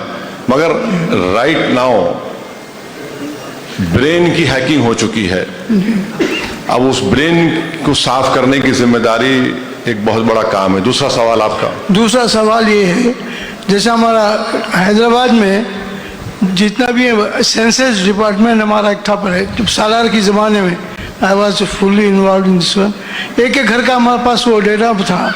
यूपी वगैरह में हज़ारों मुस्लिम्स के नेम बिफोर पोलिंग डिलीट कर देते, जिससे मुस्लिम कैंडिडेट्स हार जाते। मुस्लिम पॉपुलेटेड एरिया जहाँ 60-70% मुस्लिम है और हिंदू कैंडिडेट जीत के आता बीजेपी का, उसकी वजह यह कि हज़ारों नाम डिलीट हुए थे। तो उसका समझ गया, उसका ये है कि मंजलिस में तो एक बाज़ाब्ता एक दफ्तर काम करता है इसके ऊपर। हर साल दिसंबर में एक वोटर लिस्ट आती, चेक करना उसको, फिर जनवरी में इंक्लूजन होता, नामों की लिस्ट आती जो 18 साल के हो चुके हैं, फिर उसको चेक करना। अब जो दूसरी रियासतों में मामला है वो सिर्फ यूपी तक महदूद नहीं है, कर्नाटका में भी हुआ है। मगर आज क्या है, आप सेल फोन पे बैठ के वो वेबसाइट खोल के अपना वोटर लिस्ट चेक कर ले सकते हैं आप नाम। हम वो भी नहीं करना चाहते, अब पोलिंग के दिन जाते, पोलिंग के दिन गए, 5 में से 2 लोगों का नाम आया, अच्छा 2 तो वोट डाल दो ना, मैं डालता ही नहीं। भूखे रह के सुबह में गया, मैं खाना नहीं खा के, हमारी बीवी लेके गई, देखो उसका नाम है, मेरा नाम नहीं है। अरे बीवी को तो डालने दो, मैं लाइव बोल रहा हूं आपको। मैं भाई बीवी को डालो, बीवी डालना और मैंने डालना, अरे मैंने नाम नहीं है ना आपका, नहीं डालता ही नहीं भाई। तो अगर आप सेल फोन में चेक कर लिए कम से कम, इसको आप लोग वाइडली बोल सकते। दिसंबर में आप लोग अपने दोस्त अहबाब को बोले कि नेट पे जाओ, सेल फोन पे देखो, चेक करो नाम है नहीं है। और ये बात सही है कि मुस्तकिल तौर पे कैंपेन करने की जरूरत है, चेक करने की जरूरत है। और उससे ज्यादा अहम यह है कि 2026 में जो तूफान बरपा होगा मुल्क में, वो हमने फ्रीज किया अपने पार्लियामेंट असेंबली कॉन्स्टिट्यूंसीज को। 2026 में एक कमीशन बनेगा जो पार्लियामेंट की सीटों में इजाफा करेगा। अब उसमें सबसे बड़ा लड़ाई कहां पे होंगी? साउथ वर्सेस ज्यादा इंडिया के हिस्सों में होगी, क्योंकि साउथ में पॉपुलेशन कम हुआ है, और पॉपुलेशन की बुनियाद पर अगर आप सीट्स इजाफा करेंगे तो साउथ में सीटें कम हो जाएंगी। अच्छा, उस पर बहुत बड़ा झगड़ा होने वाला है। अब ये नहीं मालूम कौन क्या करेगा। और आखिरी बात यह है कि एक डिलिमिटेशन हुआ था 2007-8 में, उसमें एक सुप्रीम कोर्ट के रिटायर्ड जज चीफ जस्टिस को बनाया गया था। आपको मालूम कि उनके सामने मैं गया था हैदराबाद की पार्लियामेंट कॉन्स्टिट्यूंसी और तेलंगाना को लेकर, तो उसमें पूरा प्रेजेंटेशन हम लोग बना कर दिए। हमारे वालिद साहब मरहूम, अल्लाह उनकी मग़फ़रत करे, वो जितने बल्दिया के रिटायर्ड एसीपीज़ थे उनको बुला के मीटिंग किए, और उस नॉर्म्स के लिहाज से बोले कि भाई हैदराबाद पार्लियामेंट और तेलंगाना के बनाओ। मैं भी बैठे रहा उसमें, तो हम ये समझ रहे थे कि एसीपी साहब साथ चलेंगे, वो बोलेंगे, आखिर में हम आमीन बोल देंगे। मगर लेटर में आया कि नहीं, एक ही आदमी आना। तो फिर मैं बहुत सीखा उनसे, पूरा प्रेजेंटेशन दिए। तो वो मेरे ख्याल से कुलदीप सिंह साहब उनका नाम था। वो मीटिंग हो गई, मेरे को बोले ऑफ द रिकॉर्ड मैं तुम्हारे को बोल रहा हूँ, बहुत अच्छा समझाए तुम मेरे को, और तुम नॉर्म्स को फॉलो करें। हम लोग क्या किए, मूसा नदी को बताए कि ये कंटेजियस बॉर्डर है, जैसा हम लोग बोलते ना, पुल के इस तरफ देख लेना उधर नहीं आना, तो हम भी बोले पुल के इस तरफ देखना उधर नहीं आना। तो वो बना के दिए। तो उन्होंने जज साहब बोले कि तुम वाहिद मुसलमान है जो आके मेरे को ऐसा दिए और तुम्हारे पूरे लोग मेरे खिलाफ क्रिटिसाइज कर रहे हैं। भाई आप पेपर बना के देना पड़ेगा ना आपको, आपके पास प्रूफ रहता कि उन्होंने नहीं सुने उसको बताने के लिए। यूपी में ऐसे मैं जो जानता हूं ऐसे 12 से 13 लोकसभा के कॉन्स्टिट्यूंसीज है और ऐसे 20 से 25 असेंबली कॉन्स्टिट्यूंसी जहां पर मुसलमान 40% 35% दरमियान है, वो रिजर्व है सीट। आप जाके बोले नहीं, आप बताई नहीं इन चीजों को, कॉन्स्टिट्यूंसी रिजर्व हो गई। तो ये अमेरिका में आप लोग एक टर्म इस्तेमाल करते जेरी मैंडरिंग, वो जेरी मैंडरिंग हो गई। हमको काम करना पड़ेगा ना, मेरे को नहीं आता, आपको आता, मैं उनसे उनके सामने जाके बोलना, मगर नहीं, जुम्मे की नमाज में सब बोल देंगे हो जाएगा काम, नहीं होता ऐसा। अल्लाह के रसूल सल्लल्लाहु अलैहि वसल्लम ओहद के मैदान में दंदान मुबारक को भी शहीद करवाए। अल्लाह के रसूल सल्लल्लाहु अलैहि वसल्लम ताइफ के सफर में खून में लहू लहान हुए। अल्लाह के रसूल सल्लल्लाहु अलैहि वसल्लम मिसवाक भी लगाते थे। हमारे सामने एग्जाम्पल्स हैं। हमसे बोलेंगे नहीं, हम खड़े नहीं होता भाई, बैठ के कागज तैयार करना, एक्सपर्ट्स को बिठाना, पैसे खर्चा करना, पैसे खर्चा करना पड़ता आपको। आप बना के दीजिए, अब देखिए आप 26 में क्या होता, सिर्फ चीखें मारेंगे, अरे वो ऐसा कर दिया। अरे भाई बनाओ बनाओ, नक्शा बना के बोलो ये नॉर्म्स के लिहाज से करो, आप ये काम करना चाहिए हमको। अस्सलाम वालेकुम। अस्सलाम वालेकुम। वालेकुम सलाम खान साहब। ये मेरी ऑनर है कि मैं किसी वक्त आपके दादा फख्र मिल्लत अब्दुल वाहिद अवैसी साहब के भी हाथ चूमने का मौका मिला और उनके साथ भी वॉक करने का मौका मिला। उसके बाद बाबा का दौर आया तो सालार मिल्लत कई मरतबा तशरीफ लाए अमेरिका को भी, तो रात में 8 बजे कॉल करते थे, मंजूर मसूद आ जाओ आप अपन लोग बात करेंगे। तो फिर हम लोग 12 बजे रात तक बैठ के आपके चाचा साहब के घर में बातें होती थी, फिर 10 बजे बोलते थे चलो पर बाहर निकलेंगे, तो हम 2-2 घंटे शिकागो में टहलते थे। तो मैं उन खुश नसीबों में से हूँ जो आपके बुजुर्गों के साथ रहा। अल्लाह का फजल करम है और मैं फख्र करता हूँ कि आप इस अजीमुशान इस तारीखी जमात के सदर हैं। खुदा पाक आपको आला सेहत नसीब फरमा और इसकी रहनुमाई है हमेशा आपके हाथों में रहे और अल्लाह पाक हम सबको इस फॉलो करने की तौफीक अता फरमा। मैं एक चीज अर्ज करना चाह रहा हूं कि हिंदुस्तान में देखिए एक वक्त था जब हमको महसूस हुआ कि हमको तालीम हिंदुस्तान हैदराबाद में नहीं मिल सक रही, हमको जॉब नहीं मिल सक रहे। तो आज से 60 साल पहले मैं अमेरिका आ गया, 60 साल पहले इसी तलाश में। तो जब हिंदुस्तान के अंदर मुसलमानों को कई मुकामात के ऊपर तालीम नहीं है, उनको स्कूलों में आने नहीं देते, कॉलेजों में शरीक नहीं हो सकते, मगर उसी मुकाम से हिल रहे नहीं। हैदराबाद को आपने इस कदर रोशन मुकाम बनाया मुसलमानों के लिए कि लाजवाब। अगर सिर्फ आप हैदराबाद को दुनिया के पूरे शहरों से मुसलमान सल्तनतों से कंपेयर करें तो आप उससे बेहतर तरीके से हैदराबाद में दवाखाने कायम किए, कॉलेजेस कायम किए और उसको रहनुमाई दिए। तो उसको हिंदुस्तानी मुसलमानों के आप लीडर हैं, कहिए कि हिंदुस्तान के अंदर नक्ल मुकामी तुम हर जगह कर सकते, रोजगार के लिए लोग दुनिया में सफर करते, तुम हैदराबाद चले आओ, खरीब चले आओ, अपने सरमायादारों को लो के हैदराबाद आओ, तुम अपने स्किल्स जो है तुम्हारे घर बनाने के, तुम्हारे बिजनेस के, वो स्किल लेके हैदराबाद को आओ। अगर हम अपनी पॉपुलेशन को अगर नहीं बढ़ाए और ऐसी स्कैटर्डली गांवों में रहे तो हमारा वोट बैंक कभी भी नहीं बढ़ेगा। तो प्लीज मेरी एक गुजारिश है आपसे कि हिंदुस्तान में पूरी आजादी है हमको नक्लो हरकत की, तो वो मुसलमान जो काबिल हैं, काम करने वाले हैं, सरमायादार हैं, वो लोग अपनी अक्सरियत के मुकामात पे आए, नंबर को बढ़ाएं। अगर आज हैदराबाद में इतने एमएलए पार्लियामेंट के मेंबर बन रहे हैं, हमारी तादाद है, इस तादाद को आप दुगनी तिगनी चौथी कर दीजिए। बोलिए कि यूपी में तुम पड़े हुए हैं, एक मेंबर को तुम इलेक्ट नहीं कर सकते। अफसोस की बात है 220 मिलियन का यूपी, उसमें मुसलमान का कोई मुकाम नहीं है।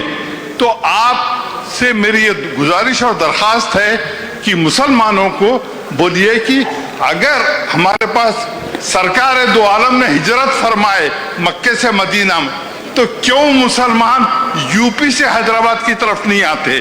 क्यों तकलीफ सदियों से बैठे हुए हो ही तकलीफ उठा रहे?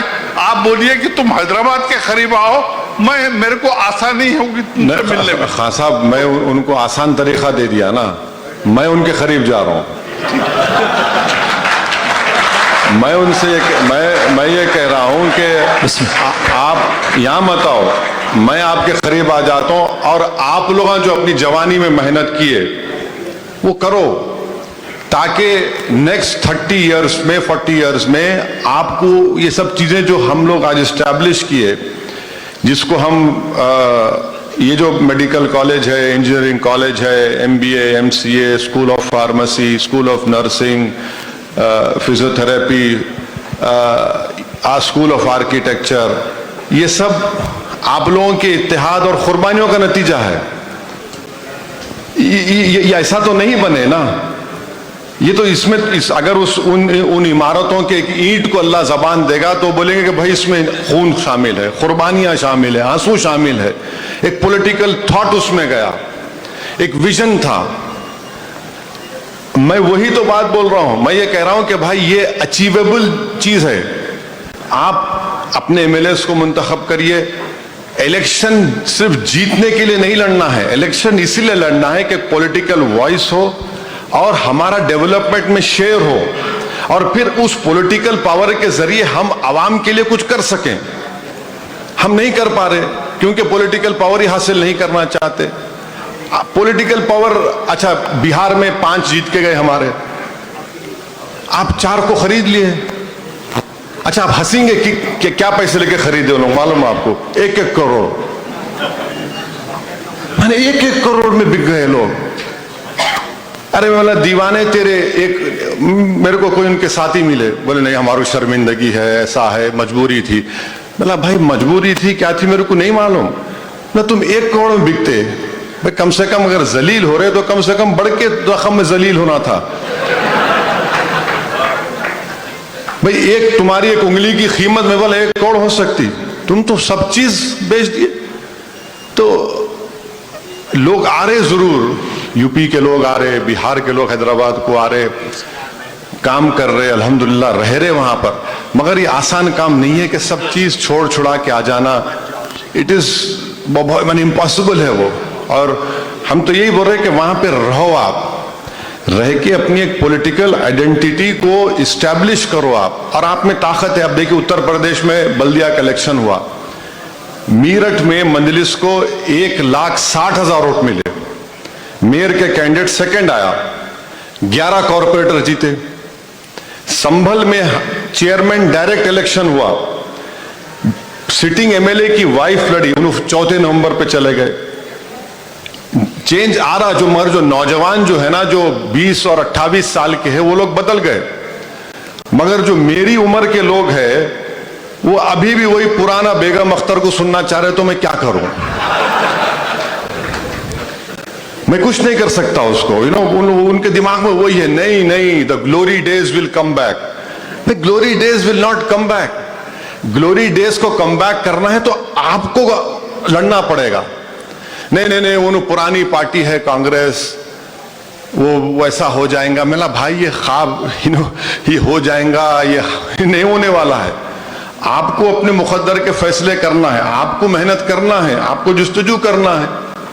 तो वही काम हम कर रहे हैं। कोई दिन नहीं जाता उत्तर प्रदेश में, आप उत्तर प्रदेश की मिसाल दिए ना, बाबरी मस्जिद शहीद हुई, उस जगह से लोग छोड़ के पड़ोसी मुल्क में गए, पूरा इंटेलेक्चुअल क्लास चला गया, फसादात हुए। लोग सिर्फ आपको बोलेंगे उत्तर प्रदेश के फसाद की बात कर तो बोलेंगे हाशिमपुरा हुआ, मलियाना हुआ, पीएससी का जुल्म हुआ। कोई आपको ये नहीं बोलेगा कि मुरादाबाद में 1986 में ईद के दिन ईदगाह में 390 मुसलमानों को गोली मारकर शहीद कर दिया गया। 390, 390, कोई नहीं बोलेगा ये।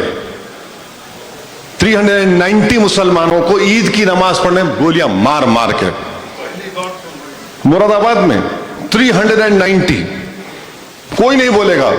जब मैं मुरादाबाद में खड़े होकर तकरीर करा तो उसके बाद दूसरे दिन मेरे को आपके वॉशिंगटन से 2 बुजुर्ग फोन करके रोए, बोले कि बाबू तकरीर सुने, बोले कि मैं ईद की नमाज पढ़ रहा था, बोले मैं अपने भाई को खोया, मैं 2 भाई मिलकर गए थे, एक ही वापस आया, बोले एक की लाश आई। चलो कम से कम तुमको याद तो है, आप याद भी नहीं करना चाह रहे। आसाम में निल्ली मैसेकर हुआ, 10,000 मुसलमान मारे गए, 10,000, कोई बात नहीं करता। 2002 की आप बात करते, मगर 1970s और 1990 की बात नहीं करता अहमदाबाद के राइट की। यहां पे आपके हमारे पुप्पा है खलील नवाब, उनसे पूछिए, उन अहमदाबाद में थे, मैसिव राइट हुआ था। तो हम यही बोल रहे कि भाई आप पॉलिटिकल अपनी आइडेंटिटी को एस्टैब्लिश करिए, अपने नुमाइंदों को रखिए।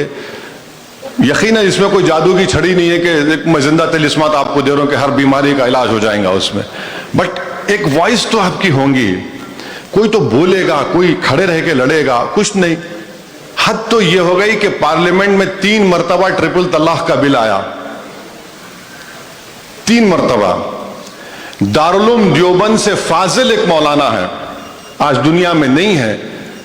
कांग्रेस पार्टी बोली आप नहीं बोलेंगे ट्रिपल तलाक, अरे भाई उन्होंने नहीं बोलेंगे तो कौन बोलेगा? नहीं बोलने दिए मौलाना मरहूम को, आप क्या कौन बोलेगा फिर? कौन बोलेगा? अरे दारुल देवबंद से वहां से फाजिल मौलाना है, आलिम दीन है, आप बोले नहीं बोलना, आप नहीं बोले बेचारे, वो कौन बोलेगा फिर? बोलिए आप। अच्छा हद तो यह है खान साहब कि जब पार्लियामेंट में तकरीर होती पूरे 20, 18, 16 मुसलमान बैठते, कब बोल रहे तुम? मतलब बोलेंगे नहीं, तुम्हारी बात सुनने बैठे हम। और तकलीफ इस बात की होती कि तकरीर होने के बाद भाई साहब वेरी गुड, अच्छा बोले। मैं कई मरतबा हाथ पकड़ के जज्बाती हुआ ना, भाई आप भी बोलो ना, हम सब मिलके बोलेंगे।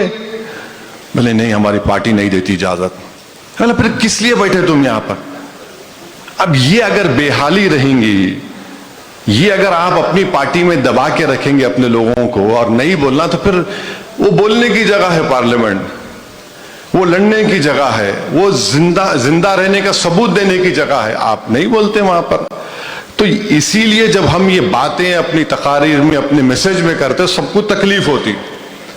नहीं अगर एक बार मजलिस जीतेंगी यहां से तो इन्हों हमारी दुकान को बंद कर देंगे। मैं बोला यकीनन बंद करूंगा तुम्हारी दुकान को, कि तुम्हारी दुकान जब बंद होंगी हमारे घर आबाद होंगे, हमारे मस्जिदें आबाद होंगी, हमारी शरीयत बचेंगी। तुम नहीं चाहते कि हम उस मुकाम पर आ जाए, यही है। हम ये बात को महसूस नहीं करते कि हिंदू समाज में ब्राह्मण है, ठाकुर है, ओबीसी का सेक्शन है, उनके जितना परसेंटेज उनका पॉपुलेशन है उतनी उनकी लीडरशिप है, हमारी लीडरशिप नहीं है। मजहबी क़यादत तो है, कोई देवबंदी है, कोई बरेलवी है, कोई सलफी है, कोई जमात इस्लामी का है, सब है। अब पॉलिटिकल लीडरशिप नहीं है। अगर ये तमाम लोग ये समझ रहे कि भाई हमारी ये लीडरशिप हमारी ये काफी है, तो नहीं है काफी है। आपको एक पॉलिटिकल वॉइस को पैदा करना पड़ेगा। जो मेहनत आप लोग करके आए थे, जो बीज आप लोग बोझ जमीन में डाल के आए थे, आज सामने दीवाना खड़ा हुआ है आपके। वही तो चीज समझने की जरूरत है हमारे को। आज देखिए आज नहीं होगा मगर 10 साल के बाद तो होगा ना, 10 साल के बाद तो होगा, कभी तो होगा। मगर अगर यही ऐसा ही रहेगा तो फिर खुदा ना खास्ता एक्सट्रीमिज्म की तरफ लोग ना चले जाए, रेडिकलाइजेशन ना हो जाए, जो हमारे लिए खतरा है, डेंजरस है इस मुल्क के लिए। मगर वो बात ये भी नहीं समझते, वो बात ये भी नहीं समझते। अब सोनिया गांधी जाकर एक जिंदगी भर आरएसएस में डूबे हुए शख्स के लिए कैंपेन करके आए हुबली में, जो आरएसएस का फाउंडर है कर्नाटका में, मगर उन्होंने कांग्रेस में चले गए तो उनके पूरे गुनाह माफ। और हम मुसलमानों की नहीं बल्कि जमहूरियत की बात कर रहे थे, नहीं नहीं इन्हें मिलावा है। अरे कहां मिलावा है?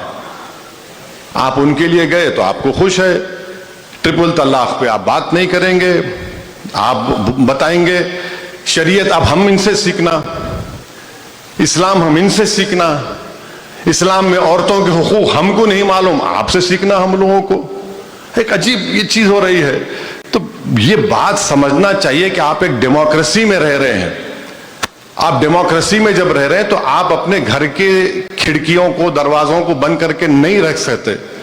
आपको पार्टिसिपेट करना पड़ेगा पॉलिटिकल प्रोसेस में और लड़ना पड़ेगा। वोट डालने वाले बन गए, वोट लेने वाले नहीं बनना चाह रहे तो क्या करेंगे?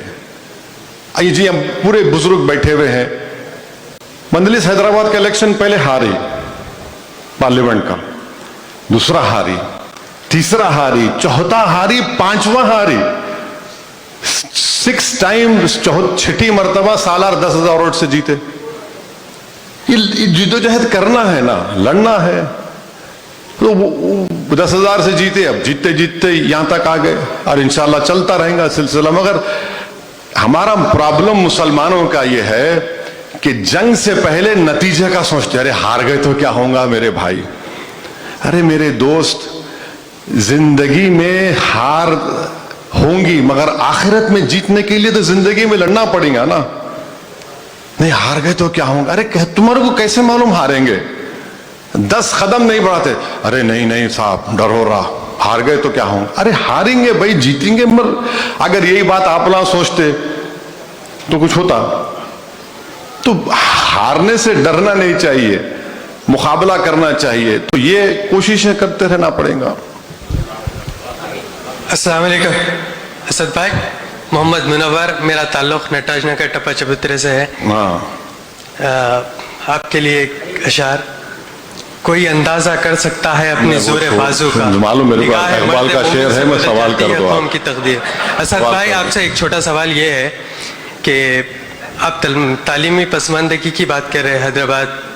मैं आपसे यही सवाल करना चाह रहा हूँ कि अवेसी स्कूल ऑफ एक्सेलेंस जो है वो सिर्फ इलाक़ा तालाब कट्टा, चंद्रैन गुट्टा की हद तक क्यों महदूद है, जहाँ पर छिरा जैसा इलाक़ा है, किशन बाग, बहादुरपुरा जैसा इलाक़ा है, गोलकुंडा किला जैसे इलाक़े में अवेसी स्कूल ऑफ मैं अकबर साहब को भिजाऊंगा शिकागो को,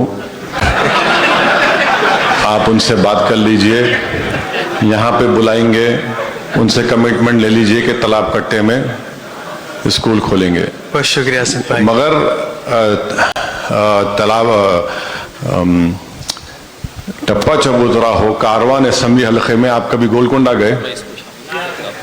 गोलकुंडा में मैं अपने एमपी फंड से करीब 12 करोड़ की लागत से एक बच्चियों की कॉलेज की बिल्डिंग बनाया मैं, जूनियर कॉलेज, डिग्री कॉलेज, उसमें लैब्स है। अभी भी 1 करोड़ दिया हूं। और वैसे ही गोलकुंडा में काम हो रहा है। और गोलकुंडा में माने वहाँ ज़मीन है, वो गोलकुंडा में पुलिस स्टेशन के सामने जो इलाका है, कालीशान इमारत बनी हुई है और भी बनते जाएं। बिल्कुल सही है, टप्पा चबूतरा में बहुत ज़्यादा गरीबी है।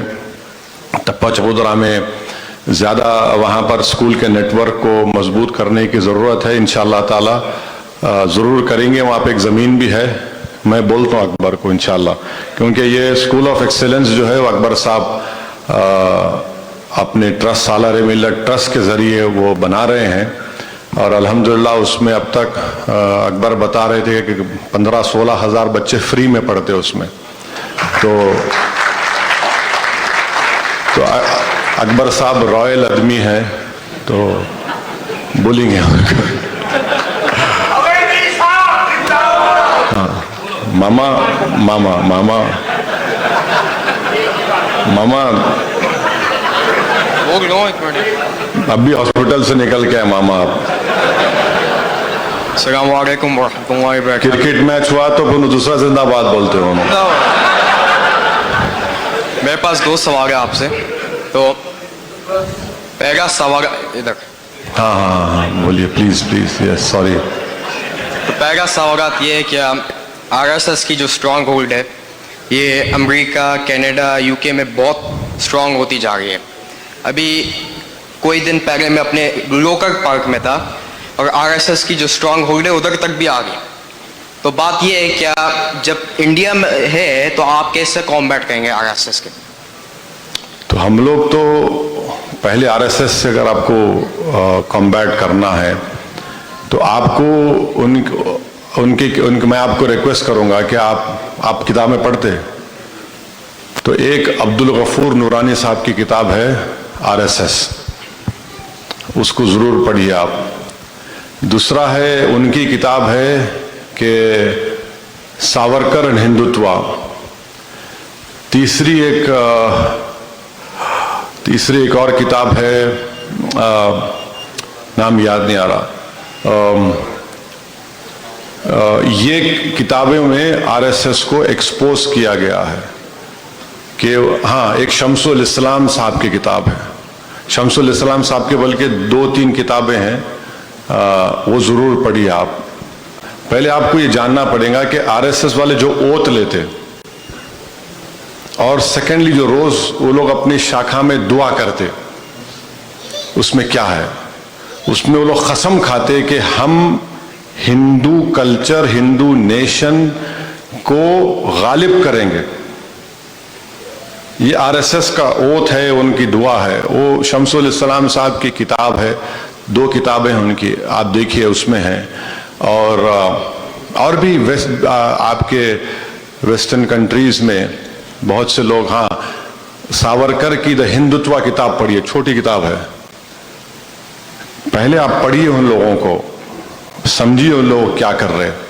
मेरे को मालूम यहाँ पर HSS है, यहाँ पर वो आप देखना चाहिए लोगों को। हम तो कर रहे हैं, उनको आप देख रहे हैं। मगर ऐसा हो गया कि वो लोग बहुत पावरफुल है इंडिया में अभी, क्योंकि नरेंद्र मोदी खुद स्वयं सेवक थे और आरएसएस अपनी आइडियोलॉजी को प्रमोट करने के लिए अब जैसे हर थोड़े दिन को मोहन भागवत कुछ ना कुछ बोलते रहते। एक दिन बोले कि मुस्लिम महिला का ख़वातीन पे बोले, तो मैं उनसे पूछा, बोला कि भाई आप बिल्किस बानो को भी मिल लीजिए। तो ये इनका एक एजेंडा है, उस एजेंडे पर वो लोग काम कर रहे हैं और वो लोग 90 साल से मेहनत कर रहे हैं, 90 ईयर्स से। ये उनका आज मोमेंट है। तो इसीलिए वो देख रहे कि इस मोमेंट में वो लोग क्या क्या कर सकते, वो सब कर रहे हैं अपनी आइडियोलॉजी को प्रमोट करने के लिए। तो आप लोग भी देखिए, पहले पढ़िए, समझिए उसको। और हम तो इंडिया में मुकाबला कर रहे हैं, अब तारीख लिखेंगी कि हम कितना अच्छा मुकाबला किया।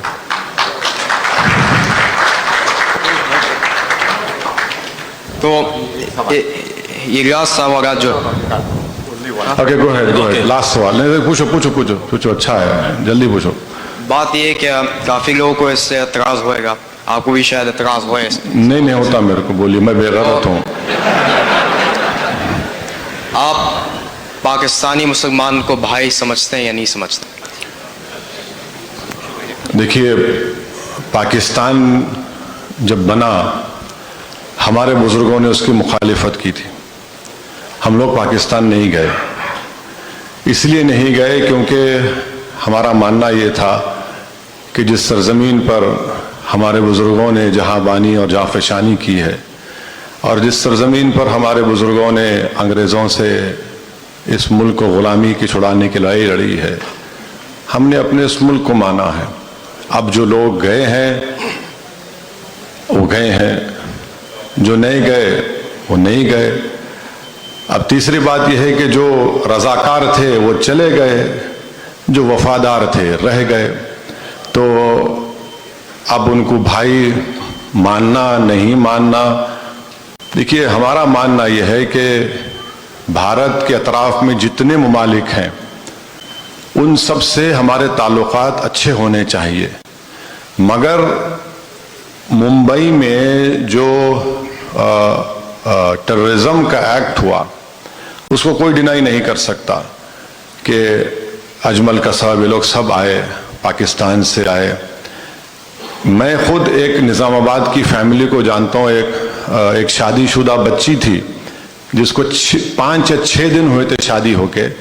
वो लोग शादी के बाद मुंबई गए, उस बच्ची के हाथों की मेहंदी में नहीं उतरी थी, वीटी स्टेशन पर गोली लग के मर गई बच्ची वो।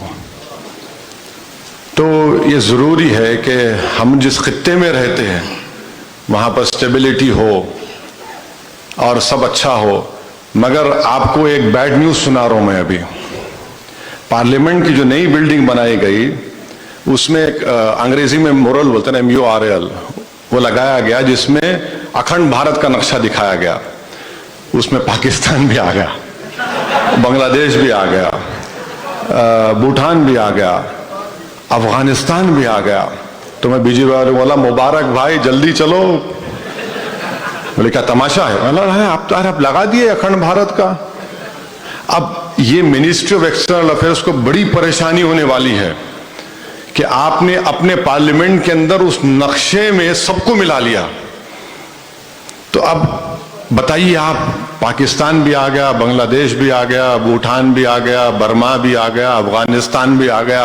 मैं पूरा अखंड भारत का ख्वाब श्री नरेंद्र मोदी लगा दिए अंदर। आप देखिए, अब आप लोगों को नहीं मालूम, क्या मैंने नहीं मालूम उस ममालिक में क्या होने वाला है, मगर हम तो क्लेम कर दिए हमारा है बोल के, क्लेम कर दिए विद कैपिटल C एंड तो क्लेम तो बहुत करते। देखिए, हम तो बोल रहे कि ले लो जाके आप अफगानिस्तान से शुरू करना चाहिए उनको। जो काम अंकल सैम नहीं करे, अंकल मोदी कर देंगे शायद, नहीं मालूम। जी, अस्सलाम वालेकुम असद साहब, मेरा नाम मोहम्मद वहीदुल्लाह खान है। मैं इमाम हूँ, दारुल फाउंडेशन उसका फाउंडर भी हूँ, और मैं हैदराबाद में जामा मस्जिद सईफ़ा आज़मपुर में इमाम था और धर्मावंत कॉलेज में लेक्चरर था, और माशाल्लाह जामे निज़ाम का फ़ारिग हूँ, जहाँ से आपके दादा हज़रत फ़ख्र मिल्लत मौलाना अब्दुल वाहिद अवैसी भी वहाँ के फ़ारिग थे माशाल्लाह। तो आपको देख कर बड़ी खुशी हो रही है अमेरिका में माशाल्लाह। तो मेरा सबसे पहले आपको एक मुबारकबाद देना चाहता हूँ कि अल्लाह सुब्हानहू तआला ने आपको सवाल कर ले, आप दुआ दीजिए, दिल में सवाल कर लीजिए। अच्छा रहेगा, सवाल कर सकते। सवाल ही है मेरा, तो रियासत तेलंगाना में आपको अल्लाह सुब्हानहू तआला ने बादशाह घर का मौक़िफ़ दिया है, किंग मेकर का मौक़िफ़ दिया है। तो मेरी ये ख्वाहिश है कि आप जो है बादशाह कब बनना चाह रहे हैं और किंग कब बनना चाह रहे हैं? जबकि हम जब देखते थे मजलिस के फ़िलाक को, उसमें जो है 7 स्टार्स है, 7 सितारे हैं। तो हमारी ख्वाहिश, वो 7 सितारे कुछ और माने हैं। अच्छा। वो MLA के नहीं है। आप खुदा के लिए 7 पर लिमिट मत करिए मेरे को, मैं और बढ़ना चाह रहा हूँ। इसीलिए तो मैं ये कह रहा हूँ। तो हम जब देखकर ये समझते थे कि माशाल्लाह 3 थे तो 5 हुए, 5 से 7 हुए, 7 पर आके रुक गए। तो हमारे को ये जहन में आ रहा, पहले एक ही था, एक ही था, ये तो पता है जी। 62 में जी तो पत्थरगट्टी से ये सालार आए थे माशाल्लाह। तो अब ये है कि माशाल्लाह आपका आशीर्वाद कांग्रेस को रहा, तो माशाल्लाह कांग्रेस वहाँ पर हुकूमत करती रही। अभी रेवंत रेड्डी साहब हमेशा ये कहते हैं, असद भाई हमारा साथ। नहीं, मैं आपसे रिक्वेस्ट कर रहा हूँ, आपका आशीर्वाद मेरे साथ रहे बस। अच्छा, उसका उनका जाने दीजिए। माशाल्लाह। तो दूसरा मेरा ये है कि आपसे क्वेश्चन ये है कि माशाल्लाह आप जो है हिंदुस्तान में जाकर ख़ासतौर पर यूपी में 100 सीटों पे आपने इलेक्शन लड़ा माशाल्लाह। आप जो है कुल हिंद मजलिस इत्तेहादुल मुस्लिम आपकी पार्टी का नाम है, यकीनन जाना चाहिए। लेकिन मुखालिफिन ये कहते हैं कि आप हैदराबाद दक्कन के अंदर रियासत तेलंगाना में सिर्फ 7 सीटों पे लड़ते हैं, जबकि मैं समझ गया सवाल, बहुत पुराना सवाल है इसका। कितने सीटें तेलंगाना में असेंबली के? 119 हैं। यूपी में कितने हैं? 400। बिहार में कितने हैं? हाँ, 119 में 8 लड़े, 400 में अलायंस का हिस्सा थे हम बाबू सिंह कुशवाहा साहब के साथ, हमको सीट दी लड़े। बिहार में हम लोग 19 लड़े। अब अच्छा, अब मैं तेलंगाना में मिसाल के तौर पर हुज्जत के लिए अभी फैसला है, मैं लड़ रहा हूं, इतना दर्द शुरू हो जाता, इतना तकलीफ हो जाती। देखे मियाँ यहाँ भी सौदा कर लिए, अब देखो मियाँ देखो वो देखो, अरे भाई सौदा करे तो भाई, मैं तो लोग जो मेरे को बोलते हैं, मैं बोलता हूँ भाई इतने में हुआ, मिला भाई 5% मेरा 95 आपका ले दो, ला के दो मेरे को, कुछ तो दो। तो हमारी पार्टी की एक स्ट्रेटेजी है, हम स्ट्रेटेजी के मुताबिक काम करेंगे। हम पूरे 3 पार्लियामेंट पे अच्छा लड़ेंगे, किशनगंज, औरंगाबाद, हैदराबाद, और भी यूपी में हम देखेंगे, बिहार में भी देखेंगे, तेलंगाना में 24 दिसंबर में होंगे इलेक्शन। तो हम कोशिश करेंगे इंशाअल्लाह ताला अच्छा करने के लिए। तो मैं इस बात से को मानने को तैयार नहीं हूं कि इन पे आशीर्वाद रखो, उन पे आशीर्वाद रखो। नहीं, मैं ऑनेस्टली बोल रहा हूं आपको। और फिर ये देखिए, नहीं पॉलिटिक्स, देखिए डेमोक्रेटिक पॉलिटिक्स में किंग मेकर नहीं, किंग बनना ये सब ठीक है, मगर पहले आपको अपनी ताकत दिखाना पड़े। देखिए आपकी ताकत रहेंगी तो सब करेंगे। आज तेलंगाना में अगर 70,000 मुस्लिम बच्चे बच्चियां रेजिडेंशियल स्कूल में पढ़ रहे हैं फ्री ऑफ कॉस्ट, क्लास 6 से क्लास 12 तक, आपकी सियासी ताकत है। गवर्नमेंट से आप खुलाए वो, मैं अच्छी तरह मालूम मेरे को। जब ये स्कूल हमारी मीटिंग हुई थी सीएम से, हम बोले काम करो आप, कई मीटिंग हुई, उसके बाद ये तय करे, आज ये फ्री में पढ़ रहे। और करने की जरूरत है, बहुत करना है उनको, और गलतियां भी हैं उनके, वो भी हम बोलते हैं, और बोल रहा हूं अभी मैं। तब देखेंगे क्या होता है। और वो उनकी फिक्र मत करिए, वो लोग जो बोलते ना, मेरे कोई फर्क नहीं पड़ता। मैं तो बोलता हूँ कि जो इस तरह की बात करता हूँ, बोलता हूँ भाई आपको अल्लाह के हवाले कर दिया, मैं बहुत अच्छा है, बोलो आप जितना बोलना है बोलो। क्योंकि बास चीज़ों का जवाब जो है आप, मैंने बोल के पूरी चीज़ों में जवाब आपको हमको अल्लाह को देने का है। और अल्लाह का करम है कि अल्लाह हमारा मालिक है, इन्हों नहीं है कि इन्हों कोई खाना लिख के देने वाले हैं, यहाँ जा रहे हैं वहाँ जा रहे हैं, वो फर्क नहीं पड़ता, बोलते रहते। वो बोलना उनका इख्तियार है, जिद्दोजहद करना मेरा काम है, मैं जिद्दोजहद करते रहूँगा इंशाअल्लाह। एक सवाल तहरीरी है कि गैर दस्तावेजी तारिकीन वतन को दुरुस्त पासपोर्ट की अशद ज़रूरत है।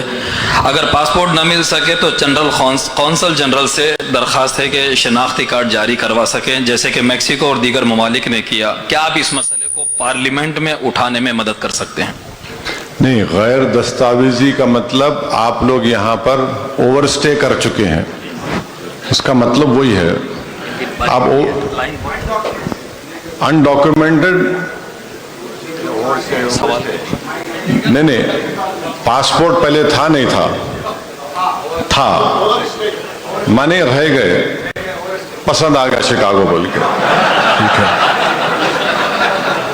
तो जब ओवरस्टे करे तो पासपोर्ट तो खत्म हो गया, पासपोर्ट को रिन्यू करने का है।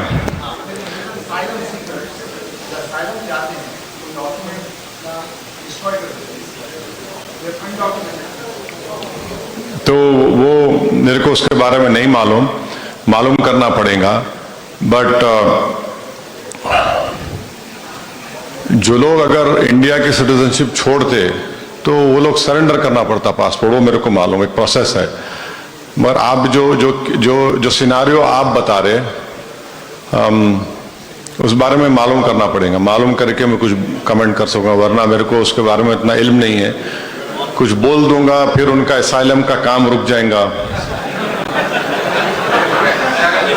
और नहीं, और अंकल आने वाले हैं तो फिर कुछ यहाँ पढ़ के फूंक दिए, तो इसलिए थोड़ा मालूम करके ही बोलना अच्छा है।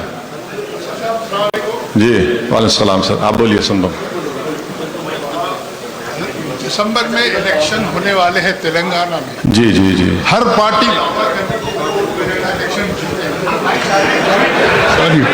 हर पार्टी ये दावा कर रही कि वो इलेक्शन जीतेंगे। और करीब करके बोलिए आप। हाँ, तो आपका क्या प्रेडिक्शन है इसमें कि कौन सी पार्टी बरसरे इख्तिदार आएगी?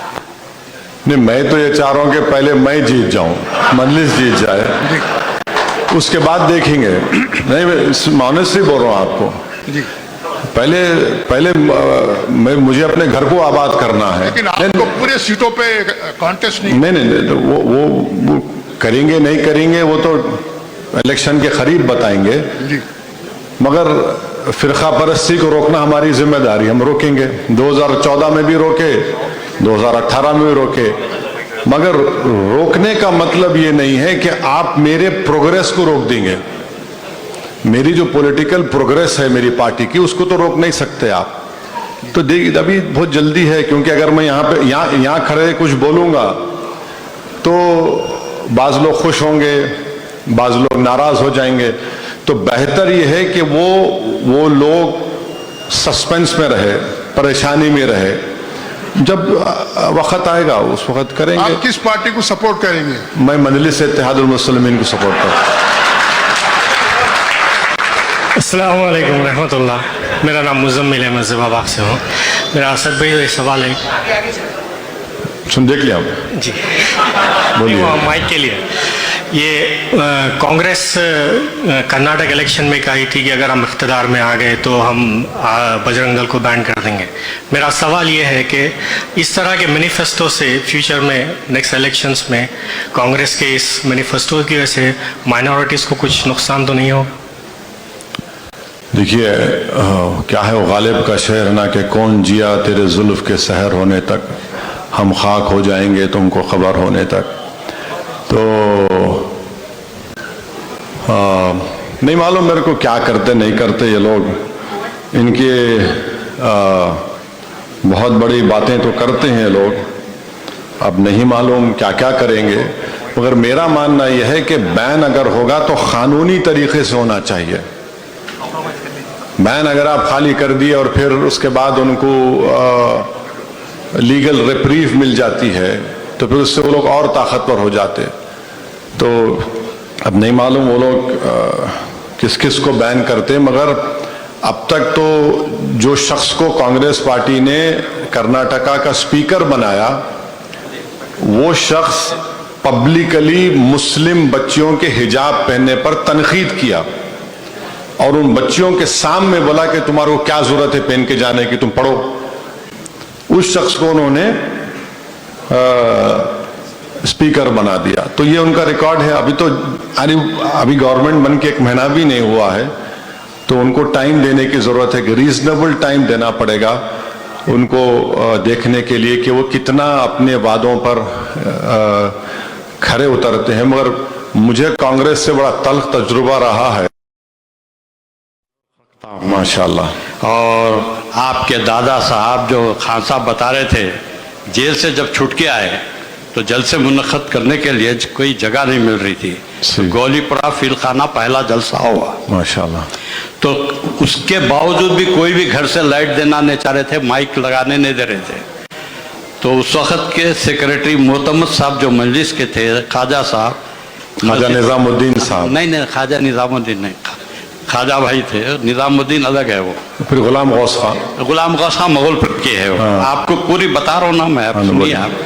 तो वो जो है मस्जिद के मोतमद थे वो, तो मस्जिद से लाइट दिए। अच्छा, मस्जिद के मोतमद थे जी। तो उसके बाद जो मजमुआ जो पहला जलसा हुआ तो शालीबंडा रोड तक गया, उधर अलियाबाद, इधर लाल दरवाजा, सुल्तान शाही, मुगलपुरा, हरी बोली, पूरी पब्लिक थी। जब उस वक्त लाइटिंग ऐसे ट्यूबा लगाते थे, तो पहला जलसा हुआ।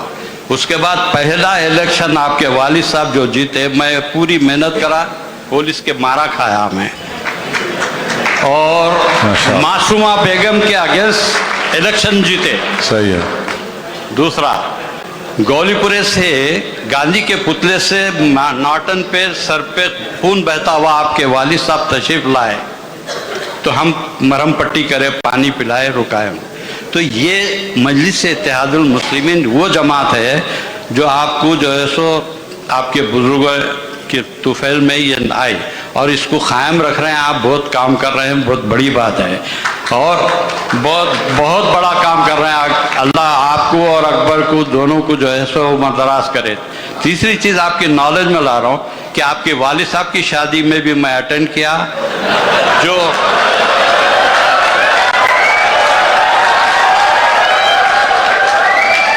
आपको पता है या नहीं है नहीं मानो, शादी कहाँ हुई थी? ये न तो पता नहीं।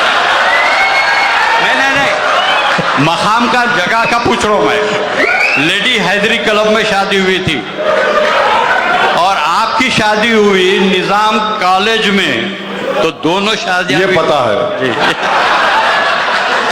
बहरहाल क्योंकि हैदराबाद जाना है, ये पता है। और आपकी खाला मेरी भाभी होना है। सैयद अब्दुल गफूर साहब मेरे भाई थे, उनकी वाइफ, आपके घर में उनको क्या बोलते हैं? शकील आंटी बोलते। शकील आंटी। तो इससे पहले भी मैं आपको ये रेफरेंस कोट किया था हैदराबाद में जब आया था।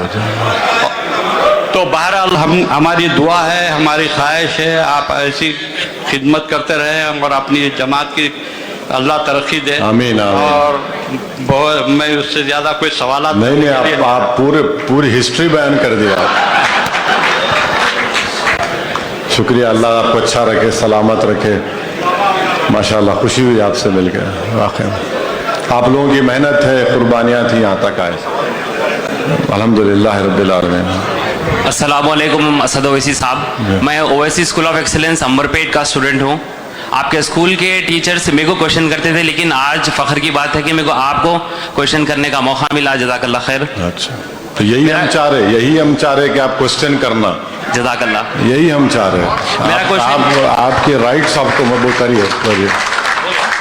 मेरा क्वेश्चन ये है कि तेलंगाना में जो माइनॉरिटी का 4% रिजर्वेशन है वो एक बात, और सबसे बड़ी चीज़ जो हम मुसलमानों की जागीर है तेलंगाना में वो है वक्फ बोर्ड लैंड, जिसको आज तक सेव करने में कामयाब बहुत कम लोग हुए हैं। और एक चीज़ है जो एजुकेशन का सिलसिला है और ओवरसीज़, खासकर ओवरसीज़ स्कॉलरशिप जो है बच्चे माइनॉरिटी, आपकी क़यादत से माइनॉरिटीज़ के लिए तेलंगाना गवर्नमेंट की तरफ से जो ओवरसीज़ स्कॉलरशिप मिल रही थी वो अभी भी मिल रही है, लेकिन जैसा स्टार्टिंग में गवर्नमेंट इशू कर रही थी अब बहुत सारे चेंजेस आ चुके हैं। जज़ाकल्लाह। नहीं, 12 ओवरसीज स्कॉलरशिप यकीनन एक बहुत मुश्किल मरेला है, उसमें बैकलॉग है। हम लोग पुश कर रहे, बोल रहे, नए सैंक्शंस नहीं हो रहे क्योंकि बैकलॉग पैसे गवर्नमेंट रिलीज नहीं कर रही। अब मिसाल के तौर पे 10 साल का तेलंगाना का तश्कील का सेलिब्रेशन मनाया जा रहा है। 10 साल में government 15,000 crore ministry of minority affairs को दिए, उसमें से 15,000 का तो एलोकेशन हो गया, फिर 12,000 करोड़ दिए और उसमें से क्या हुआ, सिर्फ 8,000 करोड़ खर्चा हुआ, तो 4,000 करोड़ का नुकसान हो गया। तो उसमें ना सिर्फ ओवरसीज स्कॉलरशिप एक मसला है, बल्कि ये माइनॉरिटी फाइनेंस कॉर्पोरेशन के जरिए जो गरीब बच्चों को गाड़ियां दी जाती थी वो भी रुका हुआ है। ऐसे कई स्कीम्स है जिसमें गवर्नमेंट पे हम दबाव डाल रहे, प्रेशर डाल रहे कि भाई आप जो ऐलान कर रहे उसको फुलफिल करिए आप।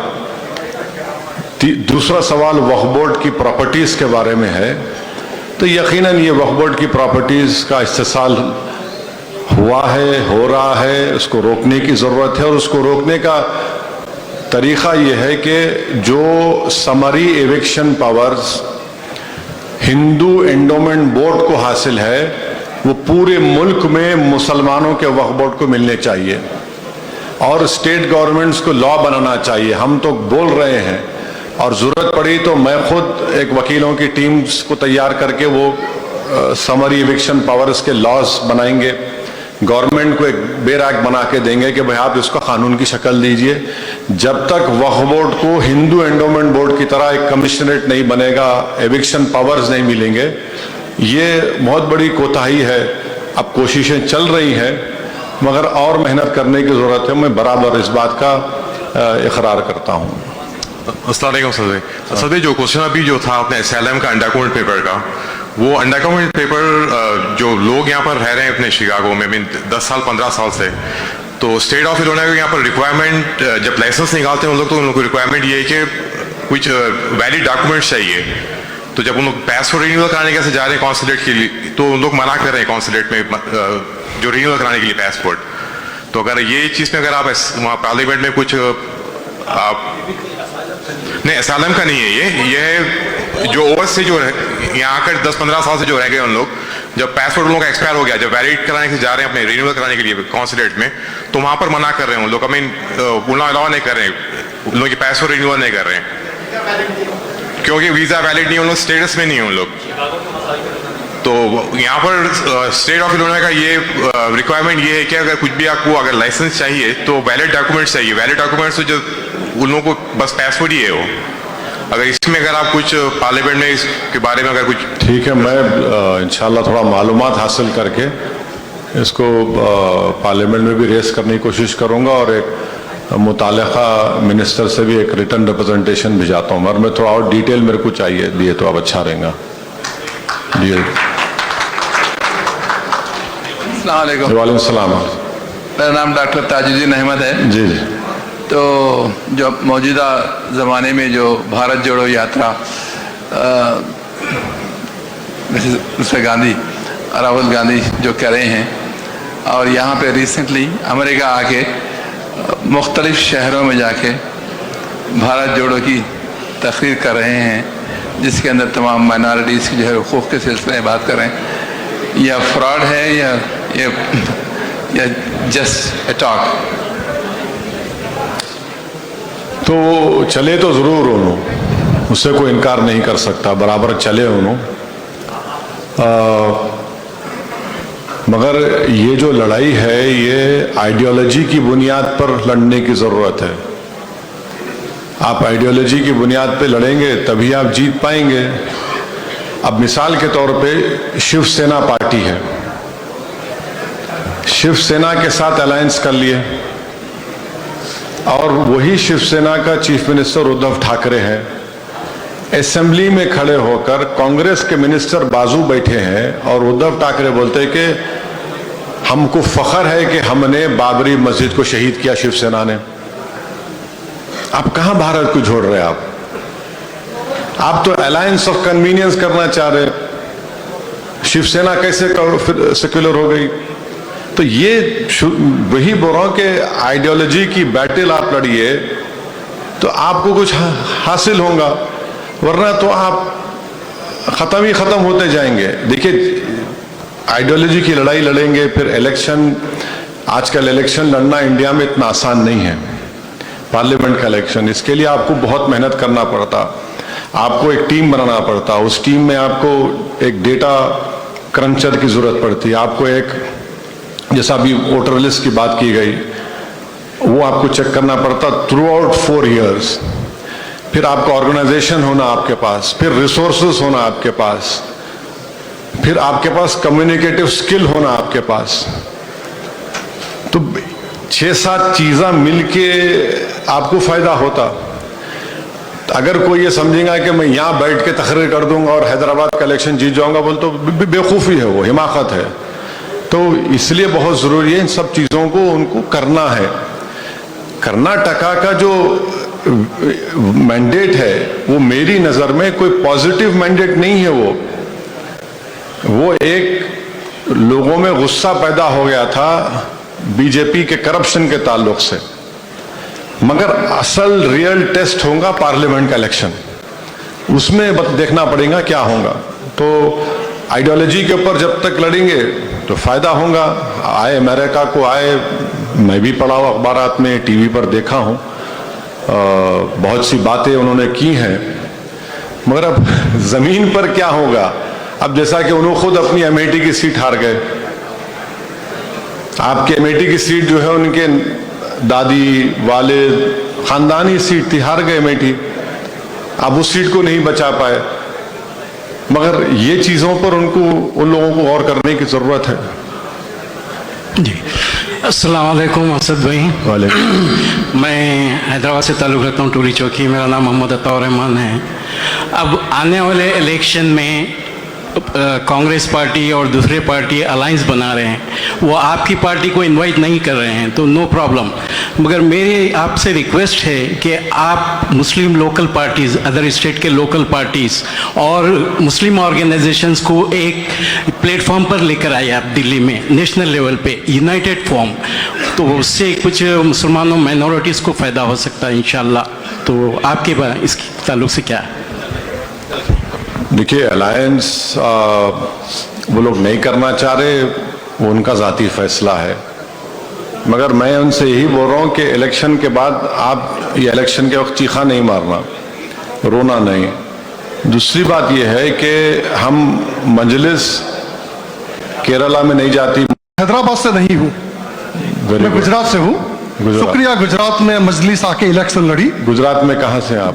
मैं अहमदाबाद से हूँ। अहमदाबाद से हैं। गोधरा में जो इलेक्शन, अहमदाबाद में कौन से विधानसभा? जुहापुरा। जुहापुरा के हैं आप? हाँ जी। कौन एमएलए बना वहाँ पे? हमारे वहाँ जो बदरुद्दीन साहब थे वो हार गए। नहीं, जुहापुरा में एमएलए कौन है? अभी फिलहाल मुझे नहीं पता, मैं काफी टाइम से नहीं गया हूँ। तो शुक्रिया मजलिस का, वहाँ आकर इलेक्शन। जुहापुरा वो इलाका है जहां पर अहमदाबाद का पूरा मेडिकल वेस्ट ला के डालते हैं वहां पे, मेडिकल वेस्ट। और अगर आप रात में गए तो आपको देखना एक अच्छे पहाड़ है, सुबह में गए तो मालूम होता पूरा मेडिकल वेस्ट है वो। हाँ बोलिए आप। तो मजलिस का शुक्रिया अदा करना चाहता हूं कि मजलिस ने आके इलेक्टोरल पॉलिटिक्स में वहां पार्ट लिया, तो उससे जो मुसलमान गुजरात का जो मायूस था, यूथ में काफी एम्पावरमेंट हुआ अल्हम्दुलिल्लाह। तो ये political empowerment of 200 million Muslims is very important. तो गोधरा में जो इलेक्शन हुआ म्यूनसिपल में, वहाँ पर अल्हम्दुलिल्लाह मजलिस की सपोर्ट से सरकार बनी, और कपड़वंज में, मुड़ासा में। और मैं दिल से शुक्रिया अदा करना चाहता हूँ मजलिस और हैदराबाद के मुसलमान का, जो 2002 के दंगों में गुजरात के मुसलमानों की जो मदद की। जज़ाकल्लाह खैर। थैंक यू, शुक्रिया आपका बहुत बहुत। चलें,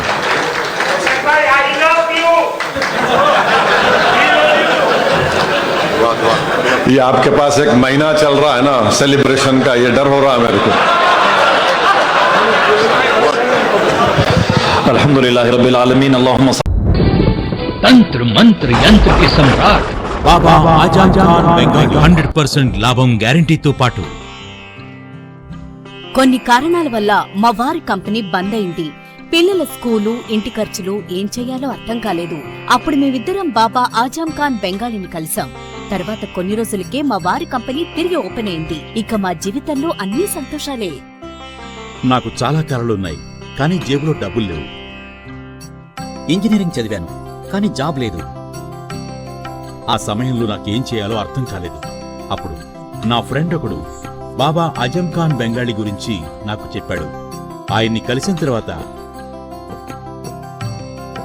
నేను ఒక కన్స్ట్రక్షన్ కంపెనీలో ఇంజనీర్ అయ్యాను. మేమిద్దరం ఒకరినొకరు ప్రేమించుకున్నాం. కాని మా ఇద్దరి తరపు పెద్దవాళ్లు మా పెళ్లి ఒప్పుకోలేదు. మేము బాబా ఆజం ఖాన్ బెంగాలీ గారిని కలిసాం. ఆ తర్వాత మా పెద్దలు మా పెళ్లి ఒప్పుకున్నారు.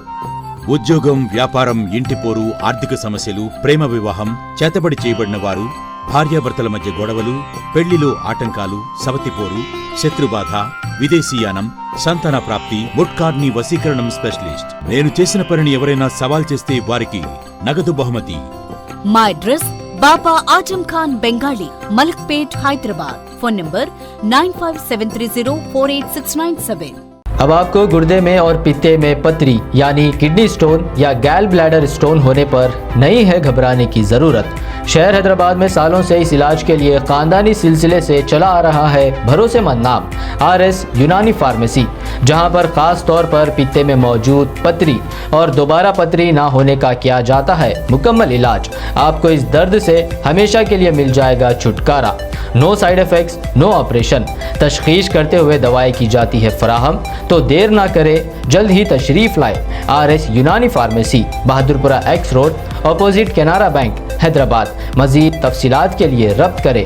Germanton super speciality hospital, doctor Mir Jawad Zar Khan, senior experienced orthopaedic surgeon, bone fracture, joint replacement, hip replacement और स्पाइन सर्जरी कामयाबी से अंजाम दे रहे हैं। इसके अलावा neuro surgery, cardiology, gynaecology, dental, general medicine, dialysis और फिजियोथेरेपी जैसे शोबाजात में इंतहाई कामयाबी के साथ वाजबी फीस में इलाज किया जा रहा है। शेयरिंग और प्राइवेट रूम्स। अस्पताल में 24 घंटे MRI, CT scan, 2D digital x ray, ultrasound, operation theatre, ICU और लैब की सहूलत दस्तयाब है। आपकी उम्मीदों के ऐन मुताबिक Germanten super speciality hospital, pillar number 150, Attapur, Hyderabad.